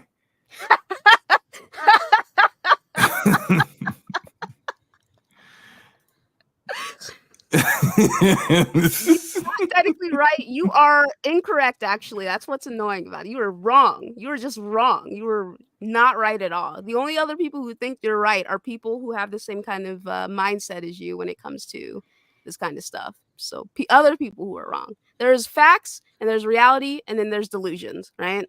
And it's just like, literally, did we not spend the first half of this show bashing Xbox? And yet they still... Sorry, Albert still fucking Saber did it too, but it's whatever, right? Just misinterprets what the fuck we're saying. Like, but that's okay. You know, it's okay. Good, brother. You know, all fucking good. All right, so shout out to Cassie saying PlayStation stinks. All right. I mean, to be fair, they do, because they pulled that whole even though the single player doesn't require PSN now for Ghost of Tsushima, they pulled it from countries that don't have PSN anyway. Even though you don't need it for the single player, right? And then they had the Helldivers 2 thing where they had to bend the knee real quick. And so Sony's going through it right now as well.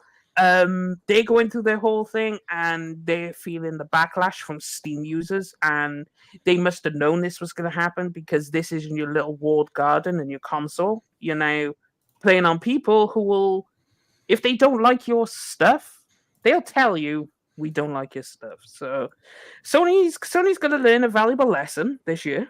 And we'll see how quickly that PSN requirement for Ghost of Tsushima goes.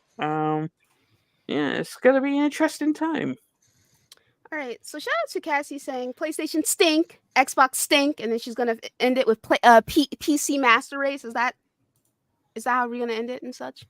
Yeah, So yeah, basically, anyway, yeah. we just move on.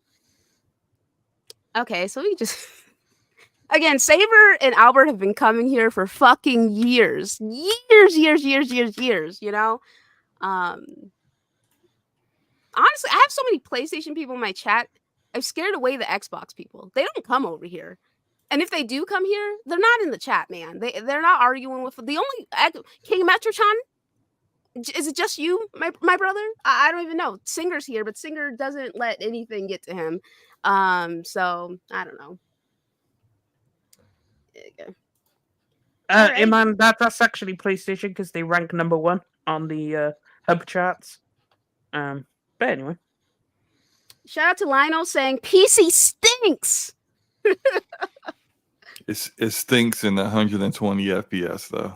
It stinks. Yeah, actually, it stinks because they make the corporations bow down to them. Oh, you're right. And then 2D in the chat makes an excellent point in which they say so much more pain is coming for sure for the entire game industry. The world is heading for a worldwide economic recession that makes 2008 that is look like nothing. First thing to tank is the leisure industries. Yeah, honestly speaking, again, things are looking really bad. The housing market, fucking 7% for some loans for a house. Bad. All right. Shit's looking bad with rent as well. Shit's looking bad in the entertainment industry. Shit's looking bad with groceries. Oh my goodness. We're spending so much. We don't have. Okay. Let me refer. Our government, who they are getting paid out the ass, right? By these fucking lobbyists, okay? Are passing these bills and sending all this aid to these other countries, spending money that we do not fucking have. When people are losing their jobs, people are homeless, groceries are fucking too expensive.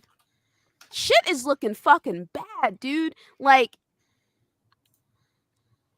I hope everyone who has lost their job is able to get back on their feet and things end up being okay. Like really, but honestly speaking, especially this industry in particular, if I was someone working at at a smaller studio, I'd be fucking scared, dude. I'd be like, let me get the hell up out of here, man. Like, can they use those skills in different parts of IT, Slow-Mo? Yeah. Like, yeah, absolutely. You know, translates very well. Well, most of it, engineers and coders and stuff like that, software guys, absolutely. And some of the other stuff too, with depending on like designers and depending on some other things, but there's other industries for stuff like artists and animators, getting into like actual animation for movies, TV shows, stuff like that. Like there's all these skills translate to other fields very well. It's just, I mean, you're going to have some of these same issues in those fields as well with crunch, especially with animation. You all right, Forte? That was my allergies. Okay. With like I think it was all the animation studios were starting to band together and like boycott. Bad, yeah. Yeah, they were boycotting Disney with the way Disney was running things, and we seen the issues with like the anime industry as well, where so bad. Yeah. So many of those creatives are passing away at young ages because of the stress and the strain that has been on them since they fucking started, honestly speaking. Is mangaka, as also like just the animators as well. It's bad, dude. Like, it's really fucking bad. Continue. It is. Yeah. And just real quick, Hero Down Under says he was laid off 2 months ago, but he found a senior role outside the tech. So look, I'm glad you landed on your feet, man. Absolutely. Oh, that's awesome, dude. I love to fucking hear that. I'm so happy that things worked out for you. Shout out to you, dude. It's rough out here, and I'm happy that you guys. I'm happy that things worked out for you, man. I did want to say, True Bleed, what's up? How's it going, buddy? I hope you're doing well. Okay. So shout out to No Envy Gaming saying Steam Deck rules. Okay, I know that's fucking right. Shout out to Cassie with the pirate emoji. You know what she's saying? Pirate Ghost of Tsushima. That's what she's fucking saying, y'all. But shout out to Meat Puppet, my boy, saying I main Xbox but own and play all the systems. Shout out to you, my guy. So yeah, what's up, Mass Produce? What's up, JT? How's it going, baby? How are you doing, buddy? What's up, Dante? Yeah, no, fuck. Oh, the Spider-Verse animators were laid off? Oh, shit, dude. What? That's bad, man. I mean, What's up, Boba Fett? I guess they needed to cut back. Yo, Uh, that's not looking good because that I know okay. I know when the writer's strike happened, they said the movie was put on hold indefinitely. And it was supposed to be out by now. It was supposed to come out like either this month or last month.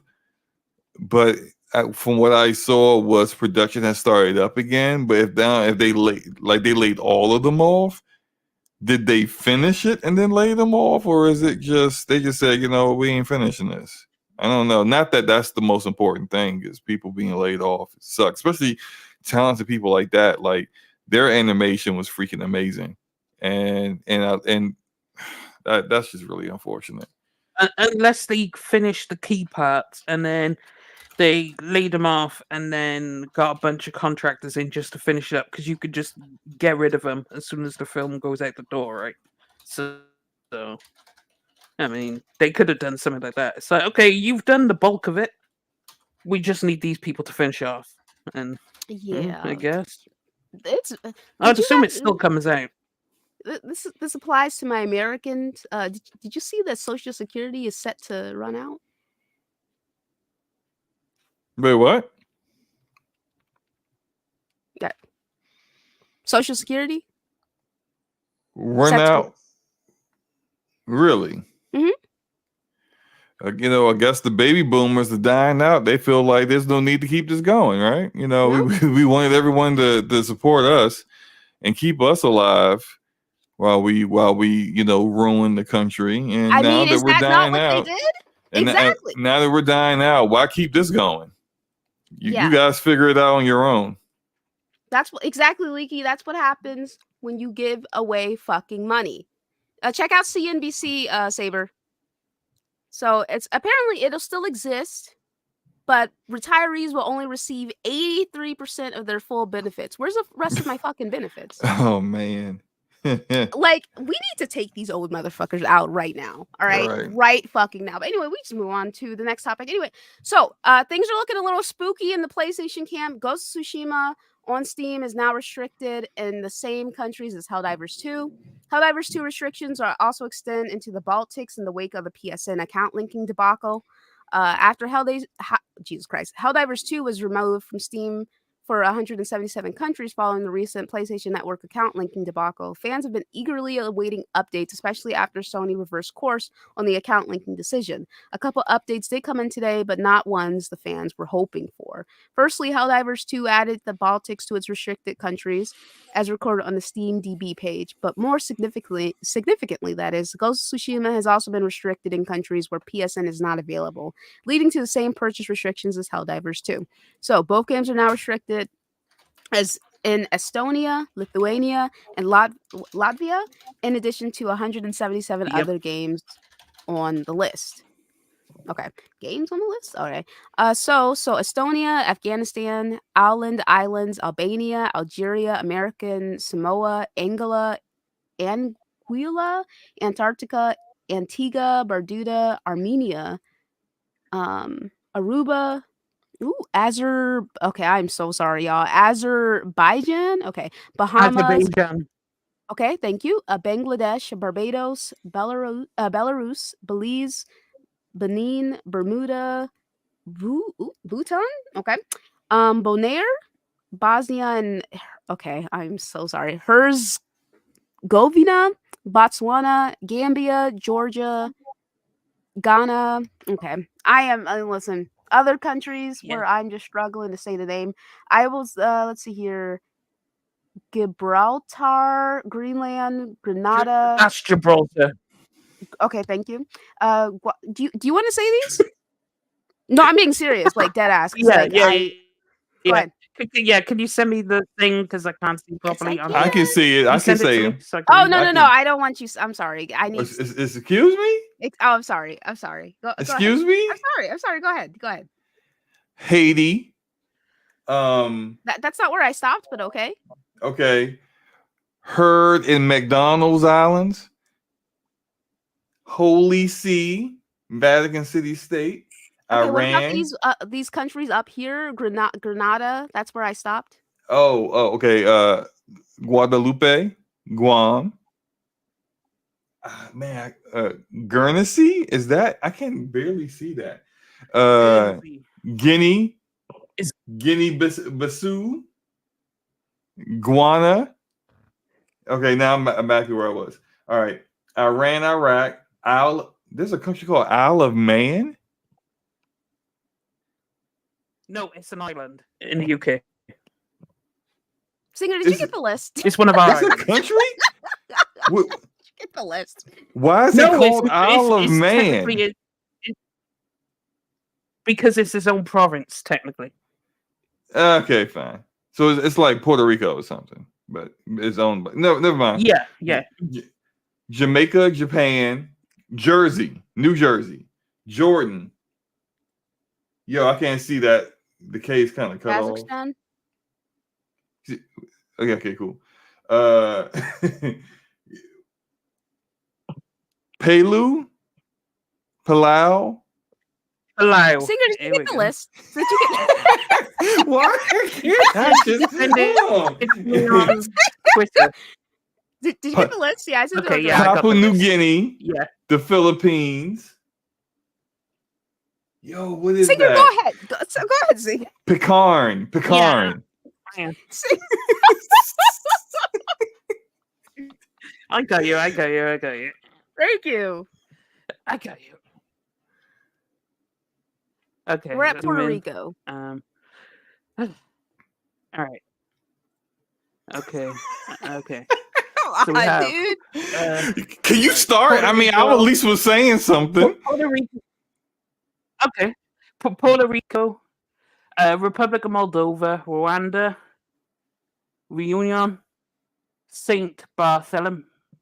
I don't even know that one. Saint Helena, Saint Kitts and Nevis, Saint Lucia, Saint Martin, Saint Pierre. Don't know that one. Saint Vincent and the Grenadines, Samoa, San Marino, Sao Tome and Principe, Senegal, Serbia, Seychelles, Sierra Leone, Saint Martin, Solomon Islands, and that's where it cuts off. Okay, so I just want to say random island in the middle of the Pacific. You know, it's just they literally named every corner of the planet. Is Antarctica on there? So yeah, yes it is. But I just want to say the reason I'm laughing is because I was struggling, and then here comes Slow Mo. Oh, I got it, Luca.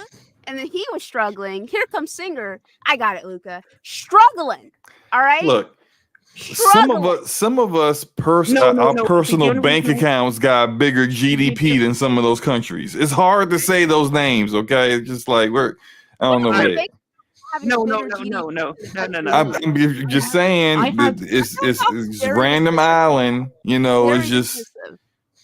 Hey, I'm fairly certain nobody from the majority of those countries are going to see this. Majority. The thing is, if I did the whole list, I would have got all of them bar those two that I missed. And the only reason I can't do those two is because they're French and they're pronounced a certain way. So that's why I couldn't get those two. But I would have nailed all the others though, apart from those two, because I believe you. I think I did pretty well, actually. You got like 2 through, and then you failed. I So I got just more than that right. listen, I just want to say Slow-Mo is coming off as dismissive. That's not me. He is not reflecting how I feel about this. So I don't know what any of this colonizer mindset we got going on. Oh, now I'm Drake. Hey. Okay. Well, Okay. you just called me Drake. I know that's definitely talking about being offensive. That's offensive. Oh, okay. Okay. Shit. So anyway, just because these countries have small populations or don't have the same amount of as money as some people on the panel, I guess I don't. It That was a what's the point? joke. It's I'm not pretty funny. sure. It's not Fine, it's funny. not funny. It's fine. Okay. It's not funny. We here on this show are Yeah. very sensitive to. We never say anything offensive. Did I curse out 2 of my regulars earlier? Yes, but we're fine. Everything is fine. It's all good, right? My bad. I'm so sorry I said you guys have Sony's schlong up your hoo-ha. I apologize for that. That was out of pocket, man. I was tripping a little You bit. said what you My said. bad. You said what You you know, said. Yeah, you said like, what you said. you know, you, my bad, y'all. Anyway, Say it so with we your chest. so yeah. Oh, right. So anyway, this sucks. I'm actually with the PC pirates. Go ahead and fucking pirate the game then. Like if they're not gonna have it available for sale, then pirate it. See that's the thing. Like, did they think that? Oh, okay. Well, if we only limit it to the countries that have PSN, that'll be the end of it. All these other people, because they're regulars on Steam, that's why they'd be they'd PC gamers, and so they would bet I'll just get it for free then, and you ain't gonna earn the money. So everyone's still gonna be able to play the game. They just won't be able to play the online portion, which that's optional. And what makes it even more hilarious is they didn't learn from the Helldivers 2 thing because they were like, well, only the multiplayer portion requires you PSN, so you shouldn't need to have PSN to play the single player, so you should sell the game anyway. But then you run into the issue of why only half of it requires PSN, and they suddenly put their foot in the mouth again, and it's not going to do well. They're going to boycott this game probably, and then they're going to be like, oh, we don't know what we did. We're still learning. And it's like, okay, well, learn quicker. They'll learn. They'll learn. I've been Shout out calling to you PlayStation. BBL Slow-Mo in the chat. Oh my god. My God. I know. It's just. Wow. This is all your fault, by the way, Luca. Yeah, Just- I I'm said just what gonna I blame fucking this said, on and I you. meant it. All right.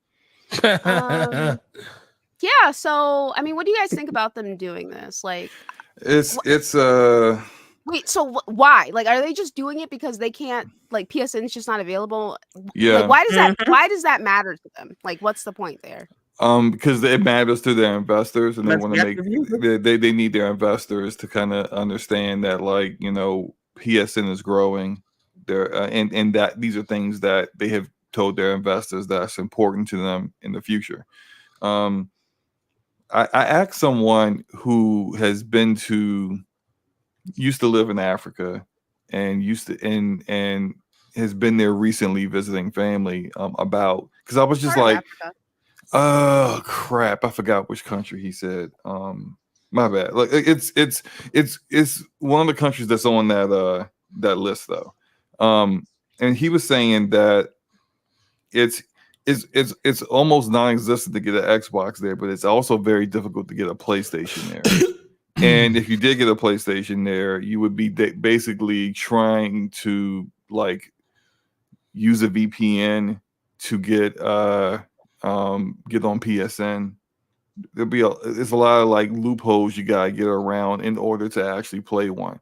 And so in regions, and to his point, he believes, and I agree with him 100%, that it is somewhat racial that the countries that Sony is in that has PSN seem to be predominantly like countries where you don't see, they're not predominantly like people of color that are in those countries. And then the one African country that absolutely does have PSN is South Africa, and South Africa has a very large white population. So yeah, which I get that 1000%, but I do think that like they want people's money.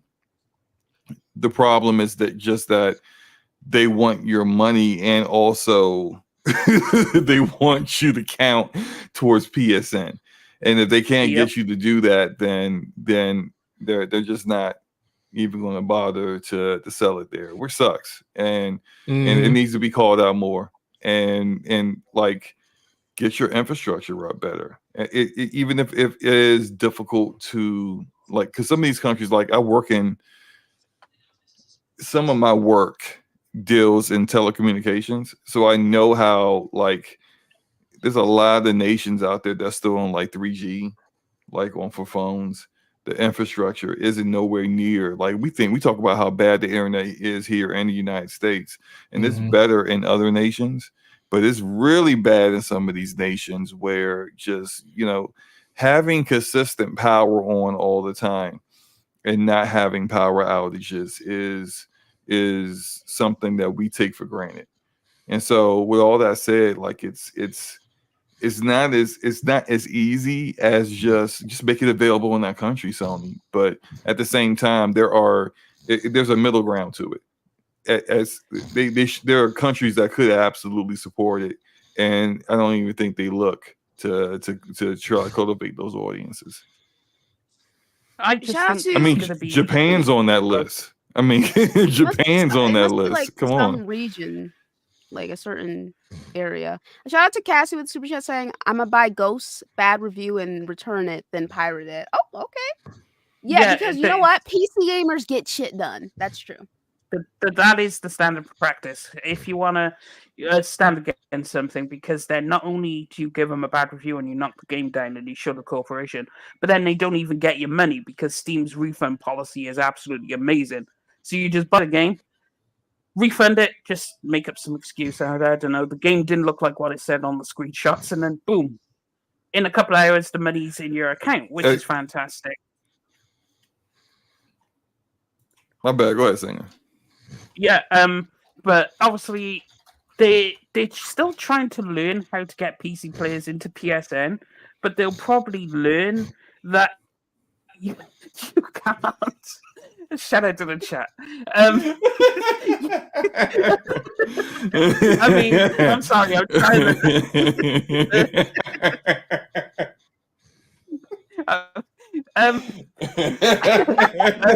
Yeah.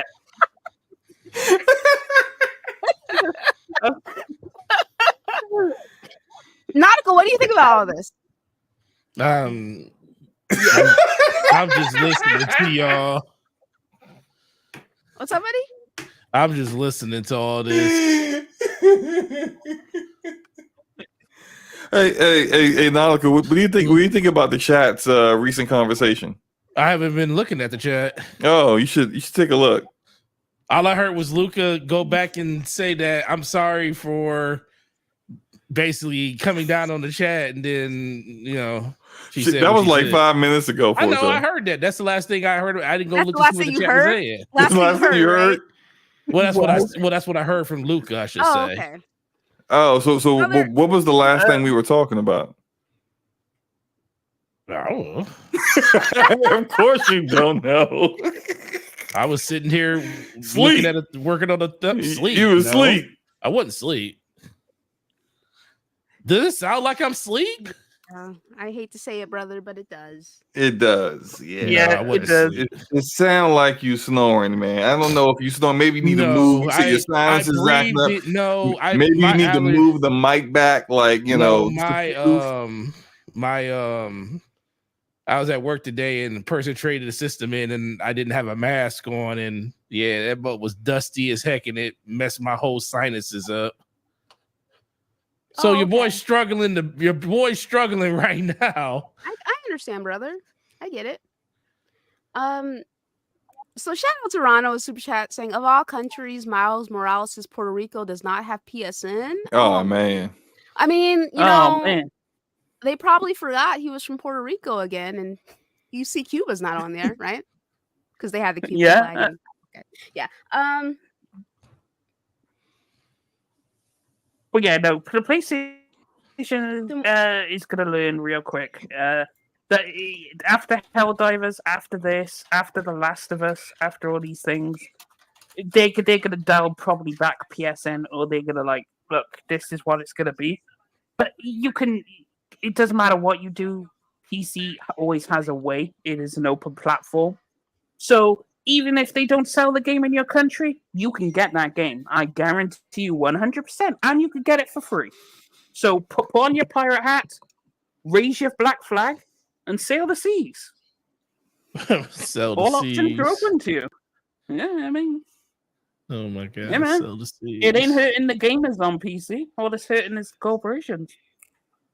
Shout out to Kenneth, who's been a member for 4 months, saying, to be honest, I believe this is a worldwide industry problem, what everyone is going through right now. It is. I definitely agree. Appreciate you for this. And Jenna and Lionel said it first. I believe it was Lionel said that Japan's on the list. How can Japan not have PSN?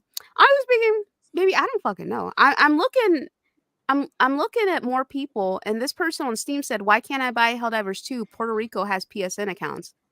Why are they okay? So, what exactly That's a good is Sony question. doing? That's an Yeah, excellent I don't. question. So why are some of those countries on the list if they have PSN, but they banned it in the country?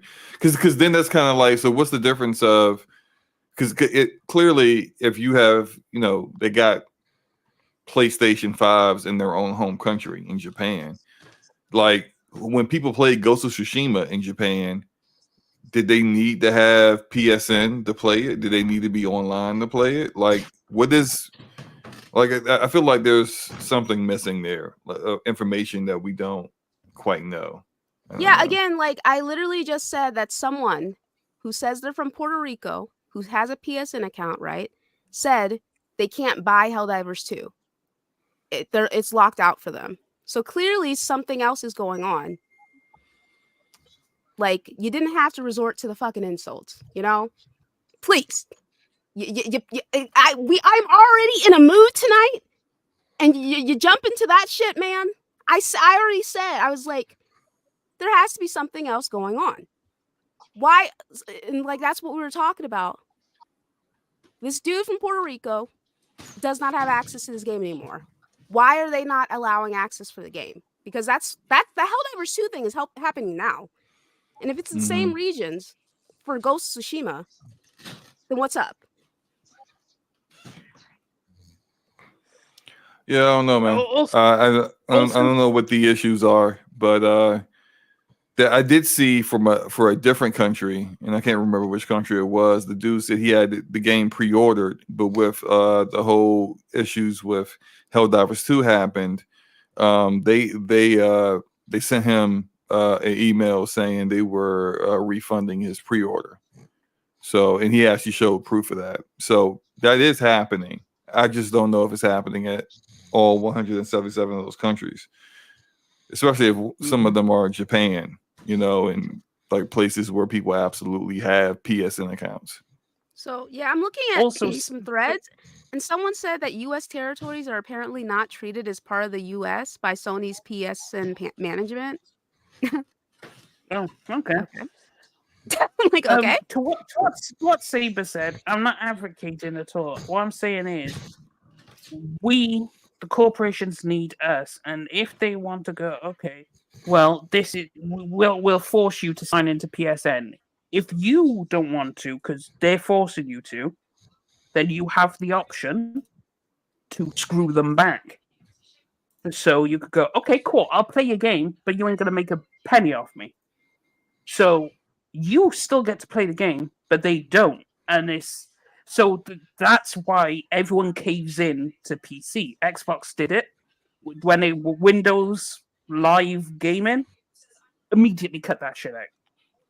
No one fucked with it. And then when games were only coming to this, did you see how fast Xbox games made it to Steam when they first went to PC?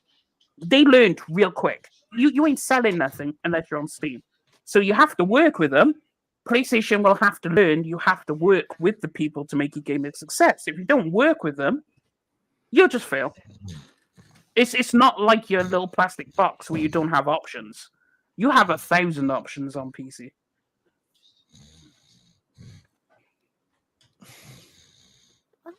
Damn. Just for they snoring? That's it. No. Luca? Oh man. Oh yeah, okay. Let me So, turn this yeah. down. Maybe because my You can just mute yourself, brother. no. Why is- That's weird. I don't know why they're blocking it in those areas. Let me see here. Because again, like right now, apparently, you want them to I mean, I don't know, Jenna. Like he lives in Puerto Rico, really?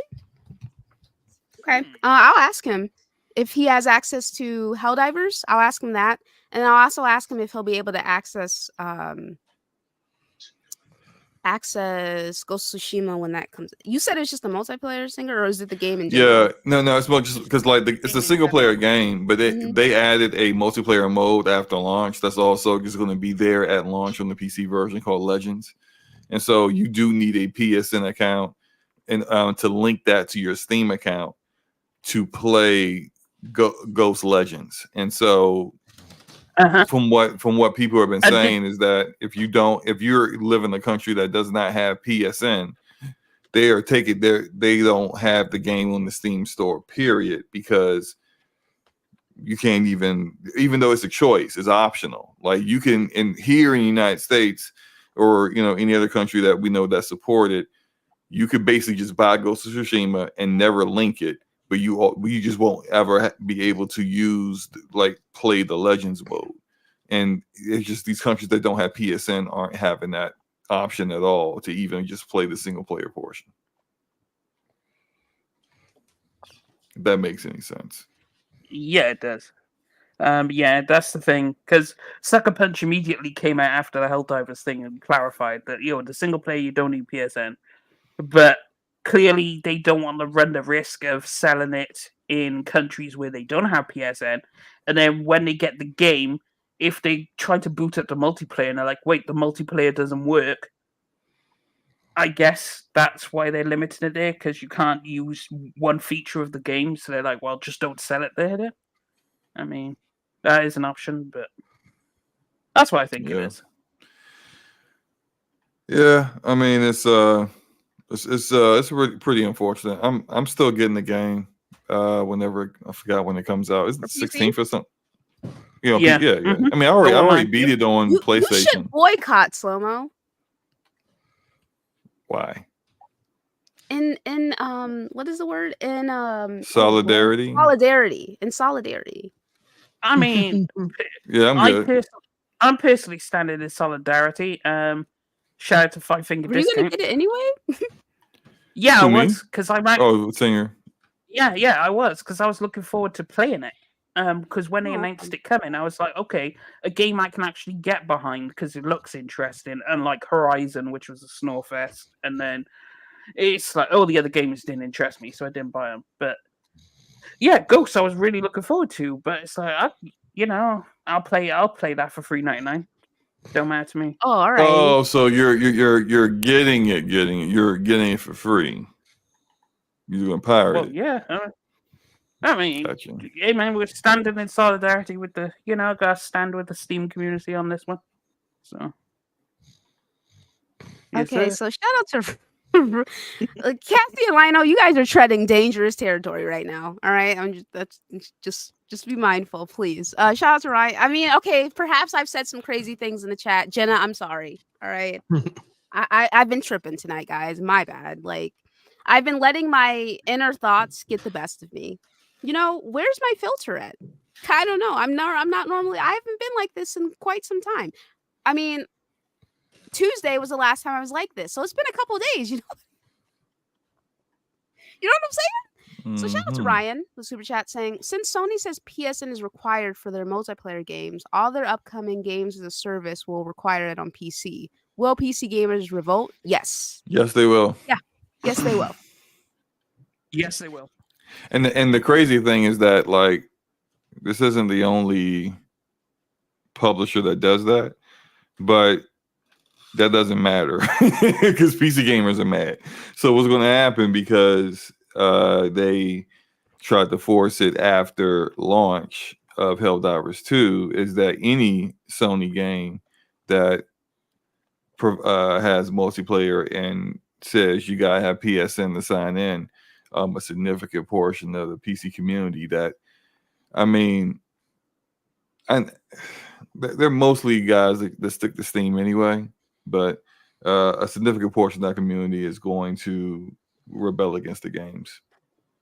We already kind of saw some of that before they reversed the decision for Helldivers 2 specifically, where they were review bombing like the other PlayStation published games on Steam that had nothing to do with Helldivers 2. So I mean, sucks to suck, yeah. I guess. Mm-hmm. I mean, they'll learn their lessons real quick. By the end of this year, I think they'll be straight. I think there won't be any missteps from them. They'll understand, where the grind is. So, Yeah. Forte, are you getting the game? No. Did Okay. you play it on PlayStation at all? No, I didn't. It's a good game. I beat it on PlayStation. I never did the DLC. And I did play some of Legends, but I look forward to doing the DLC. I think the DLC is kind of like one of those, like it's not like at the end of the game that you pick it up. It's kind of like just enhances the entire. Yeah, campaign, the only reason so. I'm not getting it because I still have it on PlayStation. I started it on PlayStation, but I'm not until it's like no reason for me to buy it again, and I have the PS5 version, so I can just play that.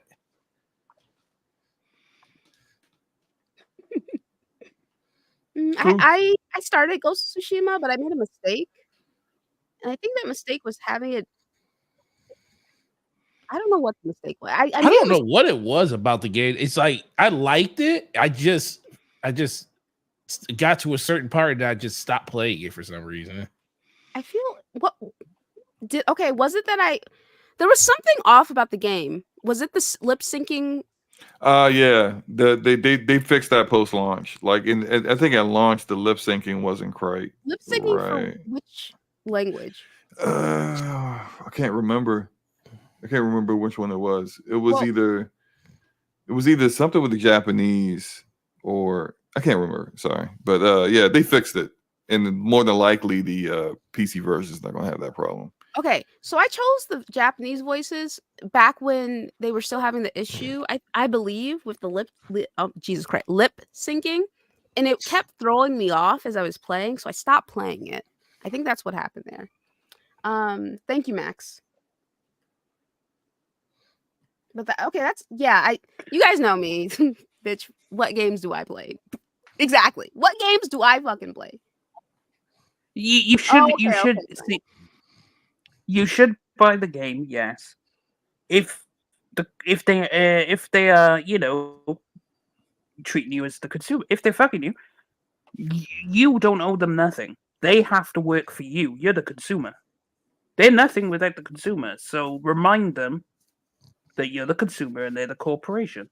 And that's what Steam community does. They remind them, stay the fuck away and don't do nothing stupid, and we'll work with you. And if you don't, you ain't gonna do shit. So, yeah, no.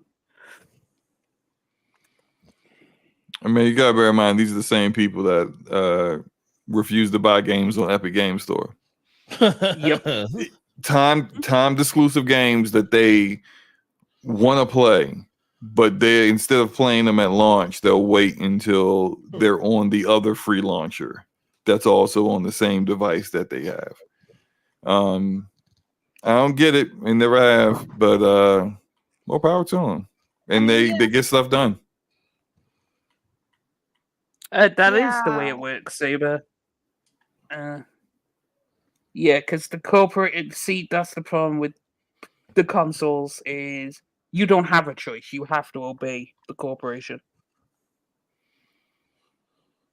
PC does not have that choice. PC has lines you don't cross? Like what, JT? When Windows Light went. Okay, that's actually fair because I was like, am I being too toxic? I keep forgetting what community I'm in.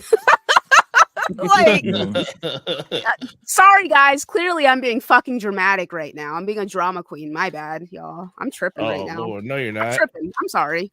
Telling you, speaking your truth.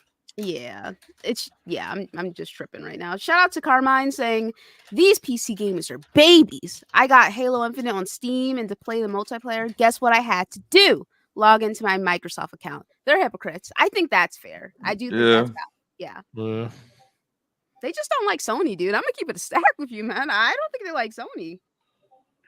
And I think they're willing. No, they do because they want their games, but they don't want to have the shit forced onto them. They need to keep it as an option, like everyone else, because everyone ran into this issue. Xbox ran into this issue when they first came to PC. PlayStation will now learn what, because they probably went into it thinking it's going to be kind of like console, but they soon realized fuck around, find out, and they just found out. So yeah, I mean, they'll get it together, and I think PSN won't be a requirement. I think it'll just be an option moving forwards No, if they want to do anything on PC. it's going to be a requirement, especially when they launch they come out with their launcher. You're going to have to sign. Like, Oh, not saying if they're going to take. with a launcher, no. I mean, I don't know if.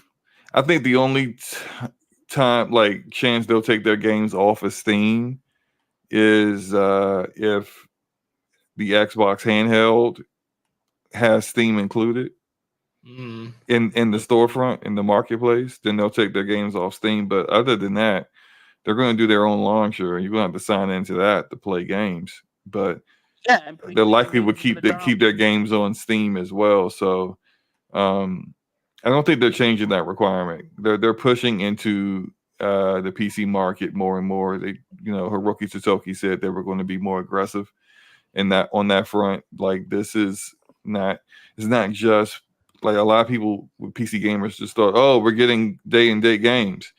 It ain't just that. It's other things.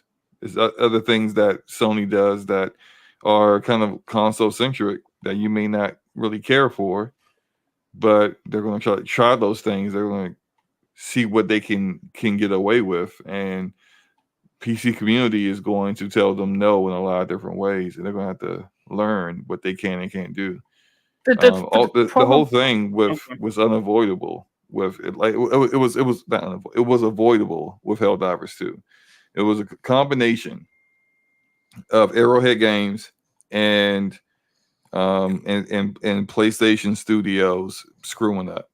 PlayStation Studios had the requirement from launch. It was the CEO of Arrowhead admitted that he chose to remove the requirement at launch because they had issues implementing it.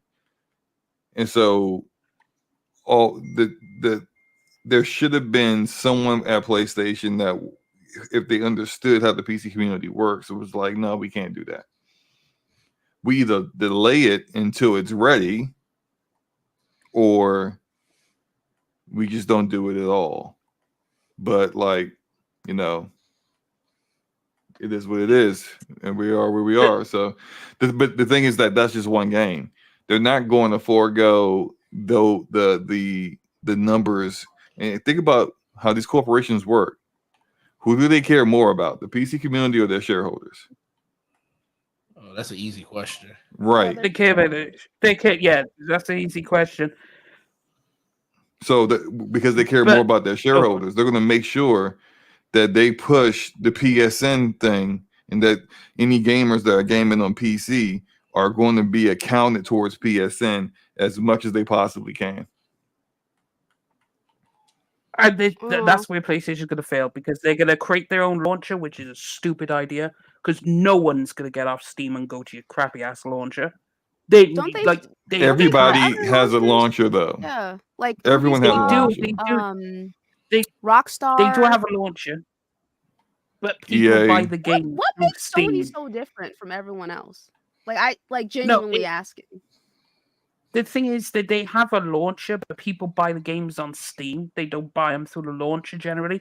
So, like, Jedi Survivor is on the EA store, but people are mainly going to buy it on the Steam store. They're not going to. they'll log in to EA because you have to log in, but they ain't gonna mess with the store like that because it's And the same EA thing doesn't care because when you launch Mass Effect Legendary Edition or Battlefield 2042, you're still logging into your EA account when you play that game. Yeah, I mean, I could have sworn when I was loading up Max Payne 3 that they wanted me to make an account with Rockstar. So They absolutely do. I just don't know, like, what. Oh, I'm sorry. I just started hearing something. I just don't understand. Like, do people just not like PlayStation? Like, what's the issue here exactly? It's not that they. Go on, someone. No, go ahead. I wasn't saying anything. Oh, I don't think they don't like them. It's just their introduction to the PC space hasn't been the best. Horizon Zero Dawn launched with issues. The Last of Us Oh, was that's a true. complete You're and right. utter catastrophe. Like they haven't had their introduction has been pretty trash, right? All in all, like they haven't really popped off. Like their games haven't really sold much because they're back from 2018. You know, I don't know if they were expecting millions, but you're not going to get that. They're old ass games. People are like, okay, I'll check it out, whatever. But if they really want to do something, they have to day and date, and they have to make sure their games aren't coming out broken. Because for whatever reason, hopefully they learned their lesson. Hopefully there's nothing wrong with Ghosts. If Ghosts is broken or there's problems with it, I don't know what to tell you because that'd be their I third doubt it. mess up. I think Nixus isn't Nixus doing Ghosts? If Oh, Nixus okay. is If doing Nixus it, then is it's doing it, fine. okay, yeah, it's gonna be good. But like, if it's anyone other than Nixus, I'm gonna be having to throw a question mark above the game because who knows what it's gonna turn out like. But they're going through the learning phase right now, and they're trying to do things, and because they don't understand the PC gamers, they're running into a lot of issues right now. So they'll figure it out. So right now the hate is on them because they're doing stupid shit. But once they That's fair. learn, then if they learn to work with the PC community, then they'll have a fine time on PC. But yeah, So they haven't completely eroded trust with the PC gamers. they probably over Helldivers 2. They might have, and they're not going to trust you again really that much, unless you have the a concurrent players strong. for Helldivers 2 right now. Oh See yeah, how what many is people that? are playing it. It's gonna As be... of 24 minutes ago, 90,000 people were playing it. And okay, cool. its 24-hour peak was 118K, which is pretty good. I mean, that's What's the about reviews looking like? it's recovered a little bit, but not, anywhere near where it was before. It's about current from where, like on average, or what it was before the controversy started. So you can say the community is leveled back off. Okay. Well, I'm gonna be honest, guys. That Drake and Kendrick beef got me acting up. Clearly, their hostility has transferred to me. I mean, some may say that I'm always this hostile, but I've just been keeping my mouth shut. Who may say that? I don't know. Some of y'all know me from before, and who I am now, it doesn't matter. Anyway, let's just move on. So we're gonna do our channel member topics and just get the fuck up out of here. Appreciate you guys so much. Got nothing but love for you guys, even when y'all piss me the fuck off, which is rare. I don't often get angry at you guys anymore. It's a special night.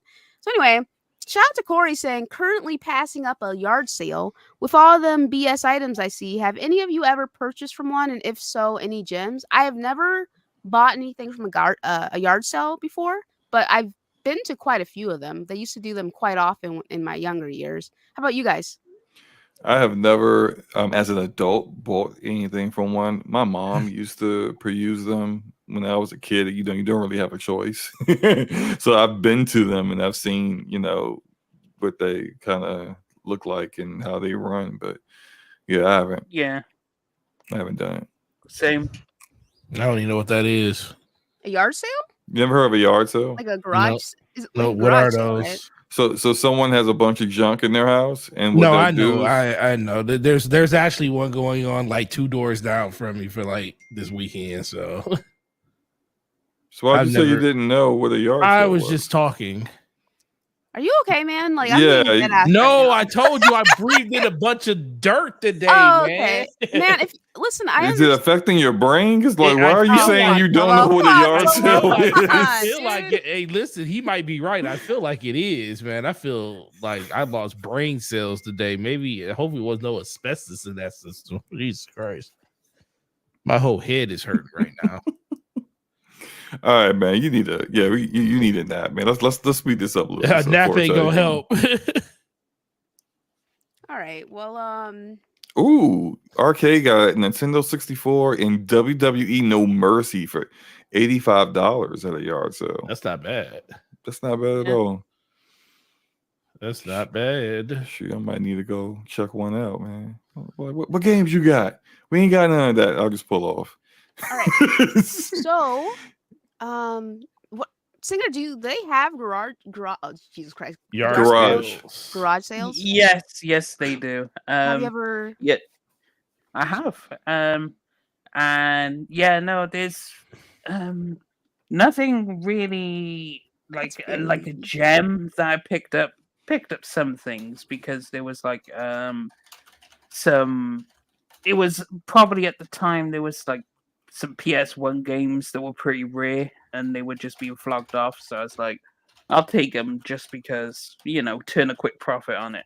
But I've seen a lot of people do peruse them just to make a quick profit, and they know exactly what they're looking for. There's a few YouTube channels that do it because I was watching one, and they go around America, all these yard sales, and they'll just hop from one to the other to the other. They'll look around, anything they could turn a quick profit on, they'll take, and then they'll just immediately hop to the next one, and they'll go through like 4 in a day or 5 in a day, and they calculate how much money they make at the end of it. So people do it for a living.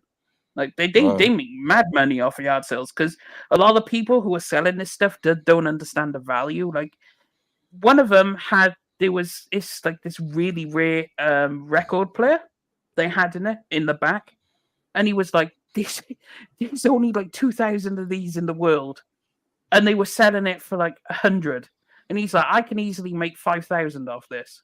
That's you just made 4,900. I mean, Ooh, shout out to DC Gaming with 10 memberships. He gifted to people. Damn. If you Ten got a gifted. membership from just now from DC Gaming, please at least say thank you in the chat. Hey, shout out to DC, my boy. Appreciate you so much, man. Thank you so much. That's awesome, dude. Okay. Dang, singer. They're saying you go on the yard sales and stealing stuff because you don't like the seller. No. Okay, so shout out to Blade X, who is gifted a Oh, membership. Hero Down Under, Arcade, Dwayne, Dark Prince, Stanley, Silverback. I'm Stone. Shout out to y'all. Capono, Pedro. My bad, bro. Yeah, shout out to y'all. Please go ahead and leave topics for the show. Try not to call us names. I'd appreciate that. Anyway, so thank you, Corey. Appreciate you, my boy. Thanks for all the answers, guys. Yobi asked Hey, favorite books. Saber. Oh, God. No, go ahead. Saber, Yeah. I need this narrative to not be about, because when you go to them, you're selling to people. They're not asking you to perform some bullshit before you go buy the product. No, you just go in and buy the product and there you go. It's not a multi-billion-dollar corporation trying to drill you for every dime you have. They're just people who are trying to get rid of products. So it's not the same. So no, false equivalencies. All right. Thank you, And don't Country put that money. Gamerlin. Appreciate it. I think he was just fucking around. But yeah. So shout I out to know you. Yobi, who says, what's your favorite books and why? Okay, so my favorite book of all time is American Psycho. I remember I read it senior year of high school, and we had to choose, I was in a group with these 2 other people, my friend at the time and one of her friends, right? And they chose the book. I didn't want to read the book because I had heard all the vile things in it, and I was like, I'm not really interested in that, right? But, you know, I am a sucker for a pretty face, so, she was like, "Please," and I was like, "Alrighty." So we read the book, and I ended up really liking it. And actually, it became my favorite book. American Psycho is very absurd. It's very, very much a black comedy. There is It's ridiculous. Like, it's funny in a really fucked up sort of way, right? And so I just got, like, a real kick out of reading it. Now there are parts in, like, the last third of the book, I'm not gonna lie, brothers, I gotta skim through that shit because what he does is pretty disgusting. Like, the detail, Bret Easton Ellis, you just hate women, brother. Like, I have to believe that because some of the things that you wrote, sickening, right? But I love American Psycho. I'm also a big fan of 1984. I really like that one. Brave New World, I really enjoy that as well. And what other books do I like? For more of the childish books, I suppose you could say. I've To this day I'm still a fan of the Twilight series. Is Stephanie Meyer a good writer? No. No, she's But terrible. I still love the books. I was reading like Midnight Sun 3 years ago and enjoying myself. So I still enjoy those books. So I used to be a very avid reader. I grew up, listen, should I have been doing this? No. But in elementary school, I was reading James Patterson's Alex Cross series and Robert B. Parker's Spencer series. So, you know, I should not have been reading those books at that age, but I was, right? So I still read, just not like books. I read a lot of online stories these days, but yeah, I would definitely say American Psycho, 1984, Brave New World, Twilight. Those are some of my favorite books. Guys? Ilium by Dan Simmons. Awesome book, science fiction. Dan Simmons, I think he's kind of fallen off, but like when he was like in his stride, when he was really like in the zone, his books are freaking awesome. I really enjoy Ilium. Let's see. I would say John Dies at the End is really good. It got turned into a movie, and the movie's pretty good too, but the book is even better. It's actually like a trilogy. Actually, it's John Dies at the End. The other one's called like This Book is Full of Spiders or something like that. But like the whole thing is freaking excellent. It's hilarious too. It's really funny.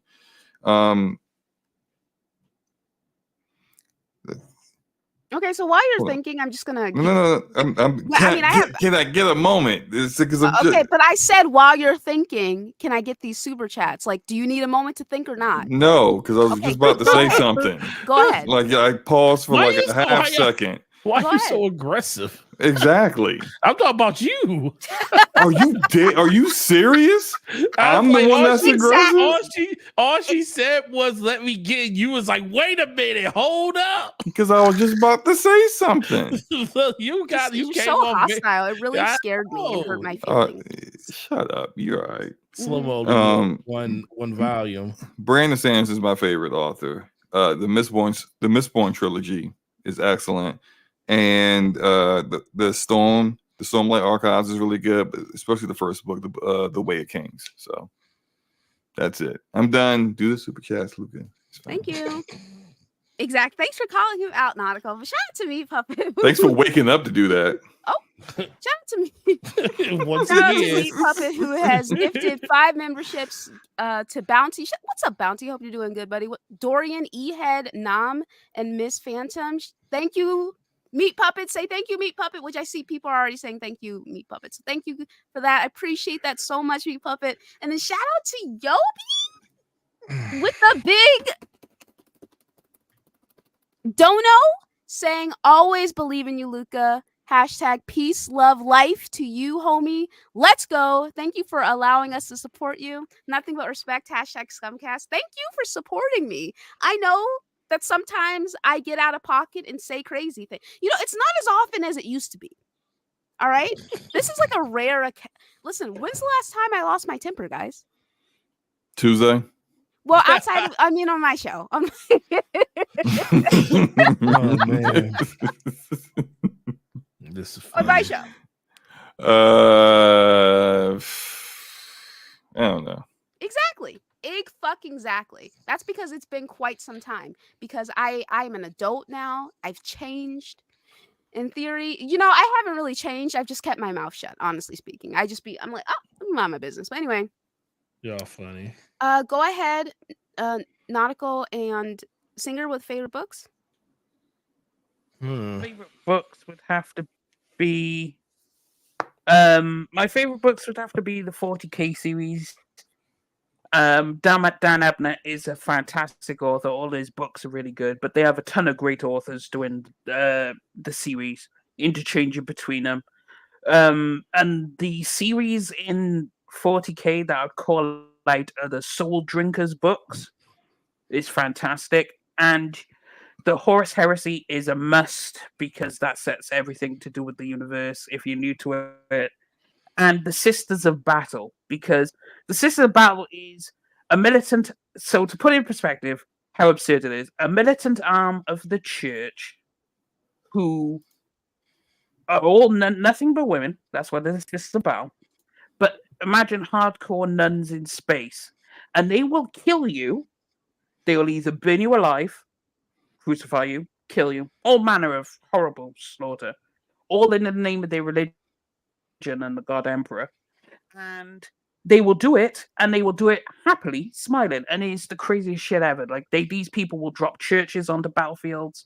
They would sprinkle holy water, all the praise hymns, and their vehicles is a pipe organ missile launcher. It's absurd, and it's a really dark, gritty world. If you're a bit squeamish, you don't really like the whole super graphic writing, it might not be for you because there's a lot of very dark themes. There's suicide. There's the whole shebangs in it. So you have to be kind of mentally there listen, to read the books. I got a manga that features half naked nuns. I'll hit you up, man. Oh man. Oh man. By the way, read Solo Leveling. Solo Leveling's awesome. Yes, I do Yes, want to read give a that. shout out to Lionel. Lionel is the one who introduced me to Solo Leveling several years ago, in which he was like, "Can you read Solo Leveling?" And I was like, "Well, I just didn't do it." You know what I'm saying? Like, it's very difficult to get me to do things at this point in life. But yeah, he was right. Solo Leveling is fucking heat. It's fire. And me and Singer got Slow-Mo to read Solo Leveling. So shout out to us. We're just passing it forward, right? So okay. Hey man, it's not that I'm on anything. It's just you have to be into the dark, gritty fantasy, and unfortunately, what comes along with that is a lot of unsavory reading. Like they and it'll be vividly written how they torture the people. Like, so you have to be mentally there, otherwise, you lose yourself in the source. So yeah.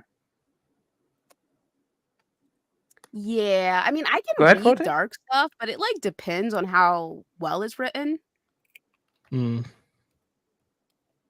it's written extremely well. It's just really dark and depressing.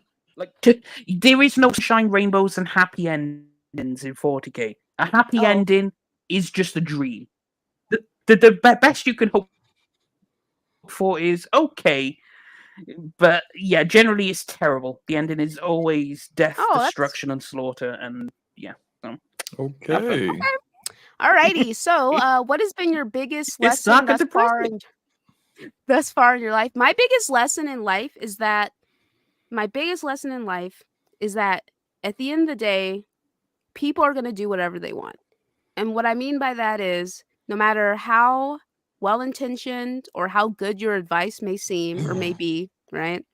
If the person isn't ready to take that step forward for themselves, then they're not going to listen. Therefore, I'm at this point where if I've already said my piece on a topic multiple times, right? And the person still decides to do things that may harm themselves in one way or another, I wash my hands of it and I say, I have nothing more to say on the subject. You know how I feel about it. good luck and Godspeed. There's Good luck for and my Godspeed. own mental health, I have to put those boundaries there because it sucks watching people self-destruct or do things that harm themselves. And it sucks when you express your concern and they're like, "Oh, I'll change. I won't do that," but then they do it anyway. So, that's my biggest life lesson. Where people are going to do whatever they want and they'll change when they're ready, if ever. So,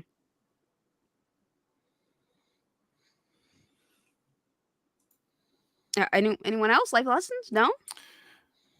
Here's a life lesson. Make sure that whatever you do, when you wake up in the morning, you can look yourself in the mirror. Because a lot of people can't. And be honest with yourself about it. Because also a lot of people are delusional, and they like to lie to themselves in order to justify their own actions and avoid accountability. So yeah.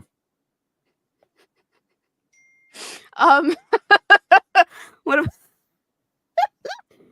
Kawaii on Twitter just said something fucking insane, dude. Okay, insanely funny that is. All right, singer Nautical, do you have any life lessons? No? Okay, I'll move on. Let's just move on. Okay, so what? Go ahead. Luca, did you see the chat? No, I didn't see the chat. Oh, sorry. Oh, go ahead. You can leave. That's fine. Later, bro. Thank you for being here. I appreciate it as always. Have a good night, okay? Peace, singer. Alrighty. Okay. What conspiracy theory do you believe is true? Oh man. I feel like there's a lot, but I can't think of them right now. Conspiracy theory that you think is true. Let's see here. That Area 51 is real. Well, that's not a theory. They like confirmed that. They confirmed it. They confirmed it exists. They confirmed that the area exists, yeah. I guess you could say. Yeah. Okay, guys, please. I mean, is this really a conspiracy theory? Okay, so I don't necessarily. Okay, so if I say that, I'm gonna sound crazy as hell if I fucking say this. Here you go. About to say the word. You ain't about to say the world's flat, are you? No. Oh, okay. At least a conspiracy theory, not fiction. All right. Which some may say those you can conflate the two, but all right. So if I say, I don't even want to say it. This is fucking embarrassing. Yes, you do. You too late. You already went down the rabbit hole. All right. So okay, well, my current conspiracy theory that isn't as crazy is I don't think Biden wants to win. I think that he is being forced to run by people behind the scenes and that he doesn't have any like real power, right? And so because Trump just said something about Hannibal Lecter, so I don't know what the fuck is going on, to be honest, with these guys. But yeah, like I don't actually think Biden wants to win or be running. I think he's being forced to run. So that's my because they don't have anybody else ready to run. Well, I mean, I don't know. I think it's a power thing. I think it's always been about power. So that's my power's in the reasonable. Senate anyway. Yeah, that's my reasonable conspiracy theory. My insane one is that I believe in the Antichrist. Okay, anyway, we can just move on from that though, guys. Go. You believe in Constantine? Oh, okay. Go ahead, Slow-mo. Wait, what? There's conspiracy theory. No. What the hell did you say? Rewind. What? She believes in the Antichrist. Like, believe how? Like, you believe he exists, or you believe like that's my dude? Like, oh no, I believe it. Okay, that is not my fucking dude. I was just like, what do you mean? I believe he exists. Yes. Okay. I was just like, I need some clarification. All right. Mine is I completely forgot what mine was. God. All right, go for it, Tay. Brother, I'm in the same boat. I'm trying to piece together. Oh, I got it now. I I believe the conspiracy theory that all the pharmaceutical companies have cures to the majority of these diseases and AIDS, cancer, and all this stuff, but it's more profitable to give you medicine or medication to live with it than to cure it. Because if you cure it, then that's less money. And instead, they can actually keep you to the teat, so to speak, for the rest of your life. It seems And like Magic so, Johnson out here still living a very healthy life, doesn't it? yep, and he does not. He still has it. It's just not present. But if he stopped taking his cocktail, wherever the heck it is, his numbers would go back up. But I believe that hey, conspiracy theory too. That's Yeah, extremely I plausible. always believed that one. Yeah. yeah, So, what about? Do you have any crazy ones? I'm gonna keep the crazy ones to myself. No, I said my No, crazy no, one. I said my crazy one. I no. want to hear yours. I'm not saying no. Slow-mo, I said my crazy conspiracy theory. I want you to say yours. I don't know what you're talking about. Please, it would be fun. It's just a fun time. We are having fun. Thought we were having fun. Come on, man. No. Well, see, Guys, you want to hear Forte. the most crazy conspiracy theory? You would have been better off just saying I don't have a crazy one instead of saying I'm gonna keep my crazy one to myself. You already lost the boat on that one, bro. You should have just said that. Mine was pretty crazy. Come on, man. I mean, yeah, she said I believe the Antichrist.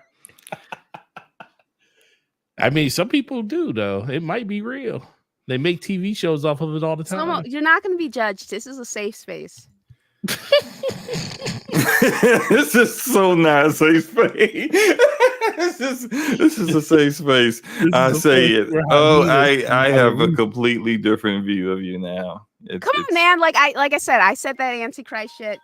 Come on. I'm good. Slow-mo, come on. No, look, can we move on? I need to eat dinner. I'm so hungry. Okay. All right. Slow-mo's no fun. Go ahead, Nautical. I don't have one. Oh, okay. I mean, the ones that y'all named were kind of the ones I was thinking, but outside of that, it's like all my stuff is stuff that I've always believed. Like the reason one of them is the reason we don't go to space anymore is because not because the government doesn't have the money to do it anymore. It's because we found something out there that's keeping us here. And then you said what? I said that's scary. I know it is. It's like, because it's kind of crazy when you think about how we supposedly flew to rockets into space and left orbit so many times, but we haven't been back to the closest, planetary body in our solar systems in like 30, 40 years. So, or it's actually longer than that at this point. So I feel like do you think our government has made alliances with extraterrestrial beings? And I won't say it goes as far as that. I mean, I think so. I truly believe that. I truly believe that any, part of me always says I fear for the people that believe that we're truly alone in this universe. But then that would just be kind of just. I don't want to put that belief on other people. But it's like it's way too much stuff that happens in the world or unidentified things that happen that just makes me wonder. Like the government knows so much stuff that we will never know. These theories from these movies and these shows that they come up with, they come from somewhere, from somebody's knowledge of something that's happened that they're just, half the stuff that you read or see is actually real. More than half of the stuff you see is more real than anything else.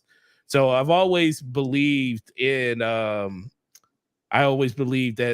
there is a higher thing going on outside of the fact that we don't explore our deepest parts of space anymore. When we're as humans and as creatures of habit, we always are yearning to know more about not only ourselves, but other things that can impact us. And we completely shut that part of our whole discovery nature down. And it's kind of crazy when you think about it. Nice, man.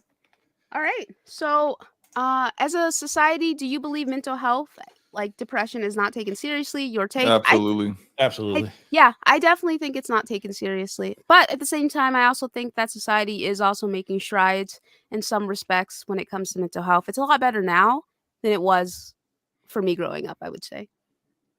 Last but not least, what is your biggest motivator to keep going in life?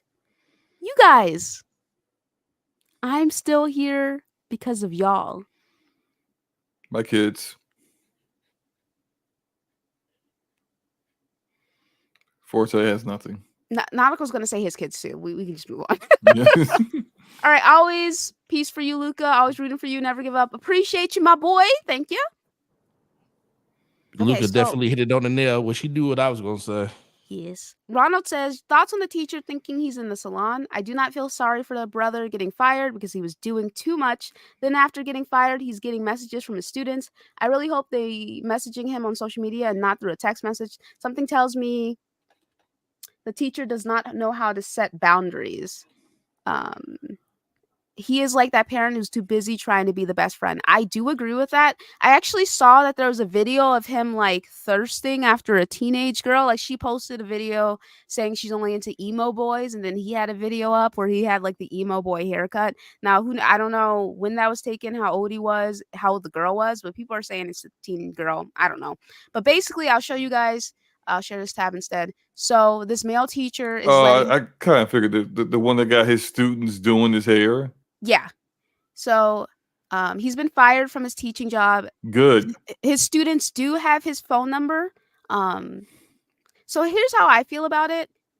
I think that it's very important to have boundaries as the adult. I saw this video where this girl was talking about how when she was a teenager and she was a kid, she had a crush on her teacher, right? And she was talking about how her teacher had like this long hair, and she was like, oh, I wish I could like play with it and stuff, right? But she was like attracted to him. She had a crush, right? So she was saying that as a teenager, you don't have the same kind of mentality as an adult, obviously, right? So it's like some of these girls, okay, regardless of whether or not he means it in a non-sexual way, in an innocent, quote unquote innocent way, some of these girls may not have the same thoughts, and so that boundary is already being pushed there. Or because of their interaction with him, this is what this girl was saying, because of their interaction with him, and if it's like all innocent, doesn't lead to any problems, when there is a situation where they are actually being groomed by someone who has ill intent, an adult who has an ill intent, they won't be able to recognize the signs, because they'll be like, well, I had this relationship with my teacher and it was perfectly fine, nothing happened there. You know what I'm saying? So it's just setting up their students for failure, in my opinion. Also, the fact that he posted this on social media, their parents, there are policies against posting students and minors on the internet, especially in school settings. That parents can opt out of that. You know what I'm saying? So he broke that rule as well. He's also, as soon as he got fired, his ass was on TikTok, fucking making videos and shit. So he's like obsessed with clout, right? And also, like I said, he's a good looking guy, and some of his students may be taking this the wrong way. I think that people were way too quick to defend him. I don't understand this need to jump to people's defense when it comes to things that are involving children. You know what I'm saying? This is clearly him breaking a boundary. Is that a student touching his stuff? What's going on here? What is this? Is that a lizard? Yeah, it's like a lizard. What's happening here, right? But yeah, there's clearly like boundaries being pushed. I don't like this personally. I think it's suspect. I think it's spooky. And again, we don't know this man. He could have ill intent. We just don't know. Most importantly, we are in a fucking crisis with our students right now. Like comprehension is at an all-time fucking low. Literacy rates are on the fucking downward trend. What are you doing? Bro, what? Why are they? Why are your students doing your hair Exactly. instead of you teaching them whatever subject you're supposed to be teaching them? I don't care if it's a fucking break. This shit's weird, dude. Yo, I have a daughter. Let me find out some teacher is getting my daughter to do his hair. I'm checking his chin, just like not even. with no warning. I don't care. Like, I'm coming up to he better be fired, because if I find him up at that school, it's gonna be a problem. It's fucking weird. First of all, If any teacher is texting my daughter, you're right. that's a problem. Y'all ain't got nothing to talk about. You need to contact her for she missed her homework.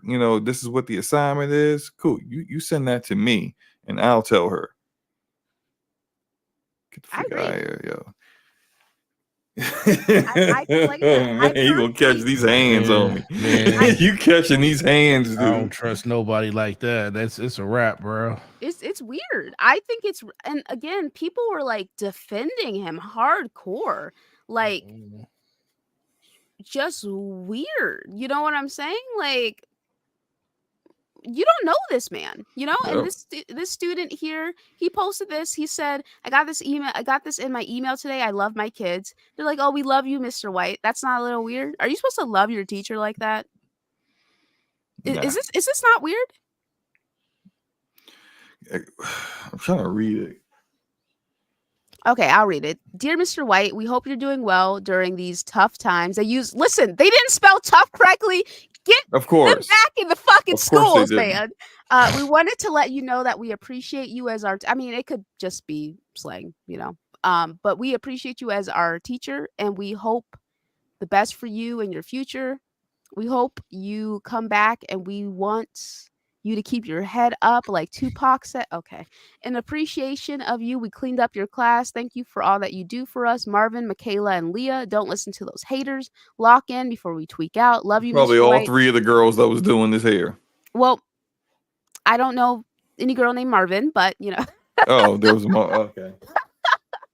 We Shit, I also don't know. ventured That might be unisex now. I don't know. Oh, okay. I don't know. It could be.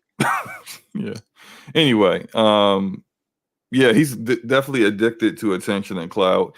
Like, all teachers know that you can't be posting your students on your social media like that. They all know that, all of them.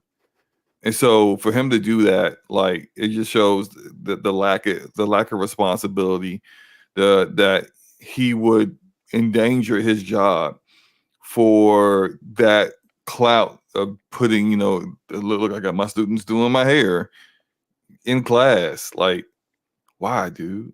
Like, that's dumb. That was dumb for you to endanger your job like that. And these woosah, because like daughters, teenage daughters, or some of my cousins make me want to just shake them, because it's just like, y'all don't see how men will try to manipulate the situation. I don't think for a second that dude doesn't have ill intent with them. Like he's definitely. It wouldn't surprise me at all if something came out, right? Just because the boundaries have been broken, as you said. So yeah, and people are trying to make it into a race thing. I'm like, this is how fucking predators get away with this shit, man. It's just fucking weird. All right, it's just weird behavior. You as an adult should have boundaries, and like. Yeah, it's weird. It's very, very strange to me. But yeah, that's what I think, Ronald. I think it's weird. I feel exactly like you. I don't feel bad over him either. Sucks to suck, you fucking loser. Next time, don't be doing shit like that. You see this guy's comment? A black man got shot by police in his home, and we talking about fucking hair. Yeah, and we can't do this. We can't talk about 2 things at the same time. I guess not. We can't multitask. Yeah, he can't multitask. He got like 5 brain cells working overtime. So clearly, he's struggling, man. Struggling big time. All right. Slow-mo backslap asks, "Are we getting the Switch 2 next year?" God willing, God. No, are you getting? Oh, am I getting it? Yeah. It depends on what game they have. They have to have a game I'm interested in. Now, if they came out with like another fucking Fire Emblem, but it actually had like a good story, bitch, I'd be in there like fucking swimwear, right? If they got Fire Emblem, period, I'm getting it. I don't even care what kind of story. Like it's Engaged definitely had a trash story, but I bought it and beat it twice anyway. And I'm currently playing through 3 houses for the 5th, 6th time. As you should, King, because that's fire. Get me another Fire Emblem, Nintendo. I'm buying your Switch 2. I don't care how much it costs. $400. Bet. I'm buying it. Forte's buying it too, as usual. It's already paid off. Literally already paid off. Yeah, actually, truly, because of the situation, there was like this other there's this female teacher. She had a TikTok. She was a coach. She was a cheerleading coach, right? And she had a TikTok, right, where she would feature herself and her students. And apparently, the rumor is she was sleeping with one of her cheerleaders' boyfriends or something like that. But she got fired and then arrested. So they're going through. Yes, I do, Lino. They're going through that. Female case there. teachers get away with murder. That's true. Not only do they are they actually, I would say like some of the things that they get away with is I can't say it's more prevalent It's more than male insidious, I would teachers. say. It is definitely more insidious. It is for weirdly from some people, it seems to be accepted.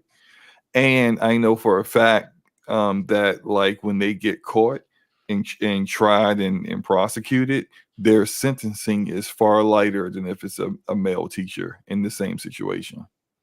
So Yeah, especially if yeah. they're a white woman. Yeah. Look at what the fuck?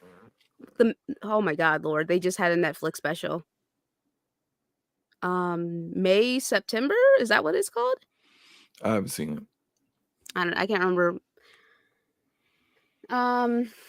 Anyway, but yeah, so I definitely think that female predators are very insidious because it's already difficult enough for people to spot male predators, right? But female predators, people are more likely to overlook them because one, male victims don't get taken seriously.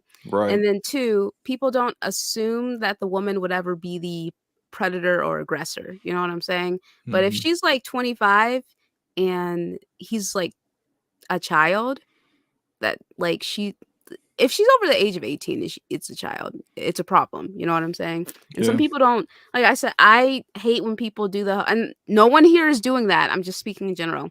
But I hate when people say, what if it was a woman? But if it had been a woman, all this extra shit. I'm just like, it's still disgusting. This is an adult and this is a child. There needs to be boundaries there. And also, it's just I don't know. It's really unfortunate. I wish that male victims got the same kind of validation. But then again, even female victims still have to go through hurdles when it comes to people believing them. People are so quick to dismiss them.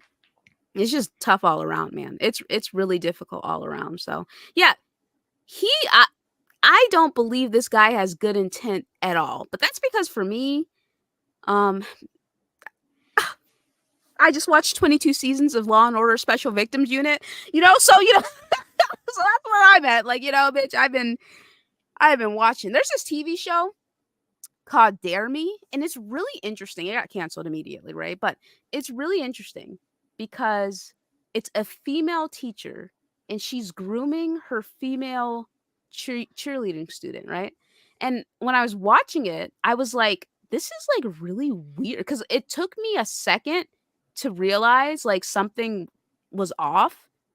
But what really like solidified it for me was that she drove her student home and then she didn't get out of the car to introduce herself to her student's mom.